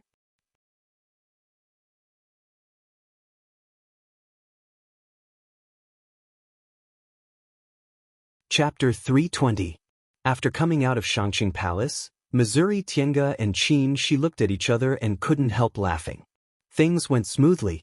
The 2 nascent soul Lord Daoists didn't doubt the things they took out and confirmed that they were useful for Lord Daoist Jinghe's injuries. In addition, Lord Daoist Jinyang also told them several kinds of medicinal pills that might heal Lord Daoist Jinghe's injuries. Mo Tiange remembered that the main ingredients of these medicinal pills were in the virtual sky world, so she could make some. However, this matter didn't need to be urgent. For now, with those medicinal pills, the matter of Master could be put on hold. After all, medicinal pills and flowerless golden fruits were enough for Lord Daoist Jinghe to use for several years. What about now? Go back? Qin Shi asked. Mo Tiange thought for a moment and said, "Let's go see Shui Linbo on the way." Qin Shi had no objection, so the 2 of them went back to Shangqing Palace. After seeing Shui Linbo that day, Yixinji told them in detail about Shui Linbo's background and what they had experienced. This child really had deep feelings for Shui Linbo. Mo Tiange was now a person who had experienced the feeling of love. After listening to him, she felt pity for him and agreed to do her best to save Shui Linbo. The 2 of them went to Mingxin residence with familiarity. Mo Tiange skillfully opened the restriction, entered the small courtyard, and went to the lounge. "Linbo?" Mo Tiange called out. Shui Linbo's divine sense was really slow. After a long time, she woke up and hurriedly got out of bed to open the door. "Grandmaster Shoujing, Martial Uncle Qingwei." Mo Tiange smiled and pressed her back on the bed. She and Qin Shi pulled out 2 chairs and sat in front of her. "You don't have to be nervous. We just came to see." Shui Linbo responded and then said hesitantly, "Jinji went to get his disciples' quota. He'll be back in a while." Mo Tiange smiled and said, "We came to see you." Hearing this, Shui Linbo became nervous again. How can I? It's okay. Facing the two of them, she was so nervous, which made Mo Tiange feel helpless. She turned to look at Qin Shi and said, Senior martial brother, why don't you go see master first? I'll talk to Linbo. The two of them had just come out of Lord Daoist Jinghe's place, so she obviously wanted Qin Shi to leave first. Qin Shi also knew that Shui Linbo was so nervous because he, a nascent soul cultivator, was present, so he followed her words and said, Okay, I'll wait for you at master's place. Alright, go ahead. Qin Shi smiled and got up to leave. The moment the door closed, Shui Linbo heaved a sigh of relief. Mo Tiange asked, Are you afraid of him? Shui Linbo was startled and replied in a low voice, Martial Uncle Qingwei, please forgive me. Grandmaster Shoujing's cultivation level is so high that I'm nervous when I see him. Besides, since that incident, I've been afraid to see men. Oh, I see. Mo Tiange nodded to show her understanding. She couldn't help but feel a little sympathy for Shui Linbo. In order to escape the fate of being a human furnace, she had disguised herself as a man and didn't dare to reveal her true identity. Mo Tiange regained her train of thought and asked again, You're not afraid of Jinji? Shui Linbo's eyes flickered, and she lowered her eyes and said, I implicated him that day, but he didn't care and even suffered so much for me. Why would I be afraid of him? Mo Tiange saw that although Shui Linbo tried to stay calm, her hands were trembling a little. She smiled and asked straightforwardly, Do you like Jinji? Shui Linbo trembled and raised her head. Surprise flashed in her eyes, but she slowly calmed down and answered, I like him. Her answer was straightforward, which made Mo Tiange like her even more. She continued to ask, Then do you want to be with him? This question made Shui Linbo fall silent. After a while, she said, Martial Uncle Qingwei, I know I'm not talented and seriously injured, so I'm not a good match for Jinji. Before I recover, I don't want to think about this problem. Hearing this, Mo Tiange was stunned and couldn't help but recall that she also had such a self-harming thought. However, she was different from Shui Linbo. She thought that with Qin Shi's identity, she didn't have much hope, but she never thought she didn't deserve him. Of course, Shui Linbo's experience was different from hers. Even if there were similarities, they couldn't think the same way. Seeing that she didn't speak, Shui Linbo felt a little uneasy. After a while, she said, Martial Uncle, I understand. Jinji is your nephew and the disciple of a nascent soul cultivator. He's not someone I can match. That's not what I mean. Mo Tiange interrupted her and said with a smile, I won't meddle in the affairs between you and Jinji. It's his freedom to choose whoever he wants. I believe he doesn't need a Dao companion with good aptitude to help him cultivate. Shui Linbo's eyes widened when she heard this. You mean, Mo Tiange continued, I came to see you today for two reasons. One is to see your injury, and the other is to hear about you. After all, Jinji likes you, so I also want to know more about you. She smiled and asked, Would you like to tell me? Shui Linbo was stunned for a long time before she reacted. Oh, of course. She calmed down and began to speak slowly. Back then, Martial Uncle Qingwei passed by Linhai and gave me a cultivation technique manual, so I embarked on the path to immortality. I didn't have good aptitude, so my cultivation was very slow. Fortunately, the cultivation technique manual Martial Uncle gave me was very good, so I entered the first layer of the aura refining realm smoothly. Female cultivators in Linhai can enter Bichuan Court if they have a high cultivation level, so as soon as I entered the first layer of the aura refining realm, I wanted to go to Bichuan Court's guide aunt. At this point, she smiled and said, I think Martial Uncle Qingwei knows what happened at that time. Linhai was in chaos, Bichuan Court was almost wiped out, and individual cultivators all went into hiding. At that time, I was only a teenager and stupid. Going to Bichuan Court was like walking into a trap. Fortunately, someone saved me and I escaped from the wolf's den. Upon hearing this, Mo Tiange nodded. You're lucky. Yes. Shui Linbo smiled and said, Although I often encountered bad luck, I always met a benefactor who saved me.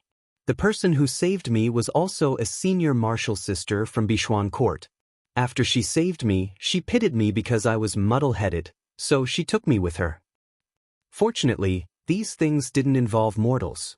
Our family lived in a remote place, so normally, no cultivators would go there. That senior martial sister and I went back to the seaside and found an island in the eastern sea to hide. At this point, she smiled. In fact, that was the happiest period of my life. There were many cultivators like us hiding near that island. We were in the same boat and helped each other. If there was anything I didn't understand about cultivation, they would try their best to help me. Although we were short of materials and had no spirit veins, so my cultivation was very slow, I still felt very happy. Recalling the past, Shui Linbo was silent for a while before she continued to say, I learned a lot there. That senior martial sister taught me a lot. Unfortunately, later, she was accidentally injured by a demonic beast. We didn't have any medicinal pills at all, so we could only watch her die. She took a breath and continued to say, Martial uncle, you also know that my family situation isn't very good. My father fishes very hard every day and doesn't earn much money. In the end, I'm also a cultivator, so I often use immortal techniques to catch some rare fish and bring them back to exchange for money for my father. Although my cultivation level is very low, I can still do this kind of thing. This way, the family situation will be much better, and Xiaobao can also go to school. How good would it be if it could always be like this?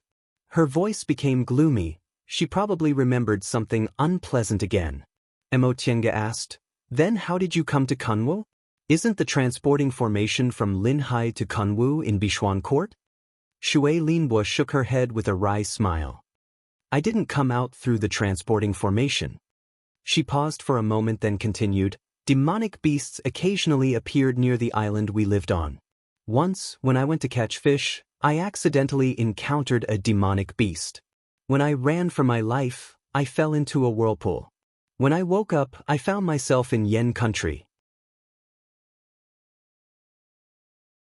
I see. Mo Tiange was slightly surprised. Linhai wasn't close to Yen country. It seemed this whirlpool wasn't simple. It could unexpectedly transmit people to such a far place. Shui Linbo said with a smile, Every time my life is in danger, my luck is always very good. After I arrived in Yen country, I found I couldn't go back, so I had no choice but to adapt myself. When I was in Linhai, I heard that Kunwu was a holy land for cultivation. Since I came out, I naturally wanted to go to Kunwu. Later, when I traveled thousands of miles to Kunwu, I found that with my qualifications, no cultivation group would accept me, so I worked in the market square to earn some spirit stones for my cultivation. Mo Tiange was no stranger to this kind of life. She and her second uncle had also lived like this. However, she was a bit puzzled. With your qualifications, without a lot of spirit stones, it's impossible for you to build your foundation. It's even difficult for you to cultivate to the 5th layer of the aura refining realm or above. How did you do it? Shui Linbo said, Once, I worked for a medicine shop and went to the southern forest to pick medicinal herbs. I accidentally picked several purple jade Ganoderma that were hundreds of years old and hid them. Later, I sold them in batches at the trade fair. With these spirit stones, I reached the 10th layer of the aura refining realm and bought the foundation building pills. You built your foundation on your first try? Shui Linbo nodded. Yes, even I can't believe it. In fact, after buying the foundation building pills, I didn't have many spirit stones left. If I couldn't build my foundation, I probably wouldn't have another chance in my life. Who knew God would bless me and let me build my foundation on my first try? Speaking up to this point, she laughed. Mo Tiange nodded silently. It wasn't impossible for someone with 5 spiritual roots to build their foundation on their first try, but it was really a stroke of luck. Among thousands of people, there might not even be one. Thinking of this, she secretly shrouded Shui Linbo with her divine sense.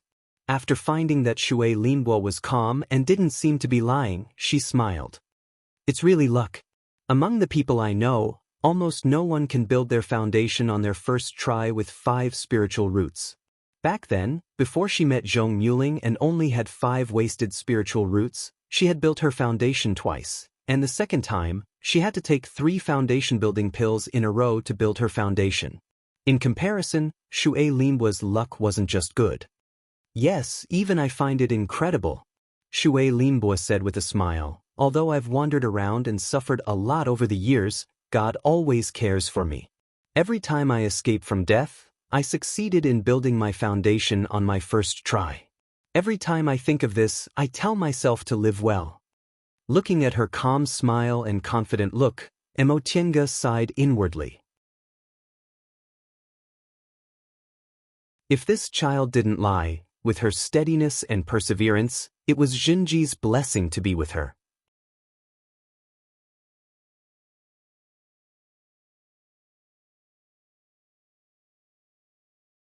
Chapter 321. Emotienga found an opportunity to visit Guangzhou about Shui Linbo's injury. After forming his gold core, senior martial brother Guangzhou was as calm and indifferent as before. He didn't treat her warmly because of her current identity, nor did he treat her coldly. After a sincere invitation, senior martial brother Guangzhou finally agreed to visit Shui Linbo when he had time, which made Emotienga breathe a sigh of relief. The cultivation techniques practiced by medical cultivators were different from those practiced by Dharma cultivators. Their cultivation techniques paid more attention to the nourishment of the body's meridians and dantian, just like the cultivation techniques used in the secular world, but they were much more powerful. Now that he was in the core formation realm, senior martial brother Guangzhou already knew a cultivator's body like the back of his hand. Even if he couldn't cure Shui Linbo's injury, he could at least give some advice. After dealing with these chores, Emotienga officially moved to Qianxi's cave. Although Qianxi's cave wasn't as big as Emotienga's previous cave, it wasn't small either. Needless to say, the pill concocting room, the tool refining room, and the spiritual beast room were fully equipped. In addition, there were several small caves, which were originally prepared for him to accept disciples. Although there weren't many, given their personalities, they probably wouldn't accept many disciples, so it should be enough. However, the life of 2 people was different from that of 1 person. She also specially prepared a closed-door meditation room for emergencies, and his original cultivation room was shared by the 2 of them. With the experience of cultivating together in the virtual sky world, they both knew that cultivating in the same cultivation room wouldn't affect each other, so they could completely share the same room and didn't need to set up anything else. However, they had different opinions about the place where they usually cultivated. Do we need to arrange the cultivation room like this? Anyway, we can enter the virtual sky world to cultivate, can't we? Hearing this, Qianxi sighed and said, Tienga, maybe you haven't noticed that you don't feel any pressure when cultivating in the virtual sky world, but I don't. His words startled Emotienga. Pressure? Qianxi said, your spiritual roots of the origin and the art of the origin complement each other in an environment like the virtual sky world. But for me, I only feel no pressure inside the virtual sky world when I'm cultivating the art of 3 primordial cycles. At other times, whether it's the pure yang technique or other spells, the pressure is enormous. Is that so? Emotienga felt incredulous. Qianxi frowned and said, I've been thinking about this problem for a long time, but I still can't figure it out. If we ask Master with Master's experience, he might be able to give us some advice. But, although both of them trusted Lord Daoist Jinghe, a secret wouldn't be a secret if too many people knew about it. Therefore, they only intended to help their master recuperate under other pretexts and didn't intend to tell him about the virtual sky world. Qianxi continued on, I've been thinking about it for a long time. Perhaps it's because the spiritual aura in this place is too strong. Aside from the art of 3 primordial cycles, which is confirmed to be an ancient cultivation technique, my other techniques have probably been modified by later generations. Furthermore, I have double spiritual roots. Tienga, in the end, I'm different from you. His last sentence was filled with helplessness. They were indeed different. Emotienga's aptitude and cultivation technique all came from the distant past era, and the environment she cultivated in was also the virtual sky world from the distant past era. Therefore, it wouldn't be an exaggeration to say her state was that of an ancient cultivator. However, Xianxia wasn't like that. He was a pure cultivator of this era, and he merely cultivated the art of 3 primordial cycles. Imotienga also heaved a sigh. She knew what Xianxia said was true. Moreover, he was already in the nascent soul realm now, so he could feel many things more clearly than she could. Nevertheless, hope was ignited in her eyes. She said, Senior Yuan Bao is the same as you. He also cultivates the pure yang technique, but he can cultivate very well in the virtual sky world. He must have a way. Xianxia smiled. I've never doubted that. However, we might have to wait a little longer. As he stared at Imotienga, a lot of emotions flashed through his eyes. There was love, reluctance, helplessness, and confusion. He used to think his woman should be protected under his wings, but Imotienga let him know that what she wanted wasn't protection. Instead, she wanted to be connected and walk side by side with him. Now that he was in the nascent soul realm, he had enough ability to protect her, but he felt more and more helpless. In terms of cultivation level, she was inferior to him, but in terms of cultivation, they couldn't stand side by side. For Imotienga, the virtual sky world was the best place for her to cultivate. However, after advancing to the nascent soul realm, Xianxia increasingly felt that cultivating in the virtual sky world wasn't a good choice in his current state. But what Imotienga said was right. Yuan Bao could cultivate in the virtual sky world. So could he? So what did he lack now? Yuan Bao had a pure yang constitution. Although he wasn't born with it, his constitution wouldn't be too bad after being transformed by the yang spiritual bead. Yuan Bao's main cultivation technique was the pure yang technique, and his pure yang technique had also been cultivated to a relatively high level. Of course, Yuan Bao was a deification cultivator. The depth of his cultivation level was still incomparable to Xianxia. Right. Xianxia's eyes flashed. After advancing to the nascent soul realm, he discovered that the nascent soul realm was much stronger than the core formation realm. The tenacity of the meridians and the capacity of the spiritual aura in the Dantian were more than 100 times higher than in the core formation realm. Similarly, when he cultivated, the spiritual aura he needed also increased to a frightening level. This was already the case from the core formation realm to the nascent soul realm. What about from the nascent soul realm to the deification realm? Yuan Bao was like a fish in water in the virtual sky world. Was it because he was a deification cultivator and the spiritual aura in the human world couldn't satisfy his cultivation, so he could adapt to the spiritual aura in the virtual sky world so well? But if that was the case, things would be troublesome. Other things were easy to deal with, but this cultivation level was something he couldn't rush. There hadn't been a deification cultivator in the celestial pole for tens of thousands of years, so he wasn't sure whether he could advance to the deification realm or not. What's wrong? Imotienga asked when she saw his expression changing. Xianxia sighed and explained to her the problems he was thinking about just now. Imotienga also sank into contemplation. She originally thought their dual cultivation was a match made in heaven. With the addition of the yin and yang dual cultivation technique Yuan Bao gave them, their cultivation path would be much easier in the future. But when things came to a head, problems she never thought about surfaced one after another. If that was the case, they could only maintain their original cultivation pace and wouldn't be able to better use the advantages of their constitutions. The most important thing was that in the Middle Ages era, many cultivators ascended. With her current state, even if she couldn't ascend, she could at least cultivate like Zhong Muling. But what about Xianxia? Xianxia was a genius cultivator in this era, but the bottleneck to advance to the deification realm was difficult even for geniuses. Forget it, let's not think about it for now, Xianxia said. I think maybe when you reach the nascent soul realm, everything will be solved. After all, our cultivation levels are still a big gap, and we can't even thoroughly understand the yin and yang dual cultivation technique. Imotienga also knew that if Xianxia couldn't think of a solution, it would be very difficult for her to think of one with her cultivation level and vision. Fortunately, they had a lot of time and didn't need to be in a hurry. Since Xianxia already knew about the existence of the virtual sky world, there was no need to hide those medicinal pills. Nascent soul cultivators could live for more than 1,000 years.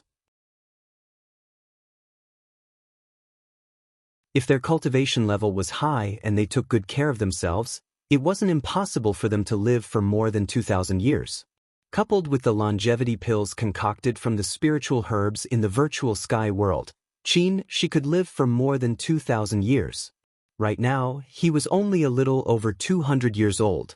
As for Mo Tiange, a core formation cultivator's lifespan was about 600 to 800 years. She had also taken longevity pills, so she could live for more than 1,000 years. Besides, she was very confident in her cultivation speed. Even if she didn't take 100 years, she could still form her nascent soul in 200 years. In this way, these problems could be solved slowly in more than 1,000 years' time. There's one more thing. Mo Tiange remembered.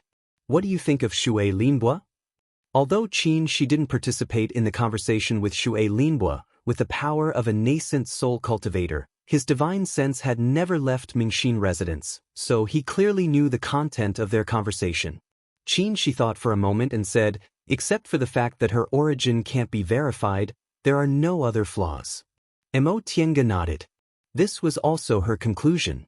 Shui Linbo said she came from the Eastern Sea and was an old friend. However, at that time, and was still young, so she couldn't recognize her at all. In other words, she couldn't confirm whether Shui Linbo was really the little girl from the Eastern Sea. In addition, everything else she said could be verified. With the manpower of Xianxia School, it wasn't difficult to investigate the experience of an individual cultivator, and she had already secretly ordered the steward's hall to handle this matter. Don't worry too much. She comforted her. She's a foundation-building cultivator after all, and the whole Shangqing Palace is under the control of Master's divine sense. If there was anything wrong with her, Master would have warned us. Mo Tiange thought about it and agreed. Maybe the two of them didn't have enough experience, but Master was a real old fox. Even if he was seriously injured now, it was impossible for a small foundation-building cultivator to deceive him. It was difficult for a low-level cultivator to lie under the spiritual aura pressure of a high-level cultivator. After pondering for a while, Mo Tiange suddenly smiled. The two of us are actually worried about a foundation-building cultivator. Alas. She smiled and said, we have to be careful. It's fine if she's just an ordinary disciple. Which cultivation group doesn't have a few spies from other cultivation groups? But Jinji has feelings for her, so things are different. Jinji is my only disciple and also your nephew. He can be said to be our closest junior. If they perform dual cultivation, Shui Linbo's identity will be unusual.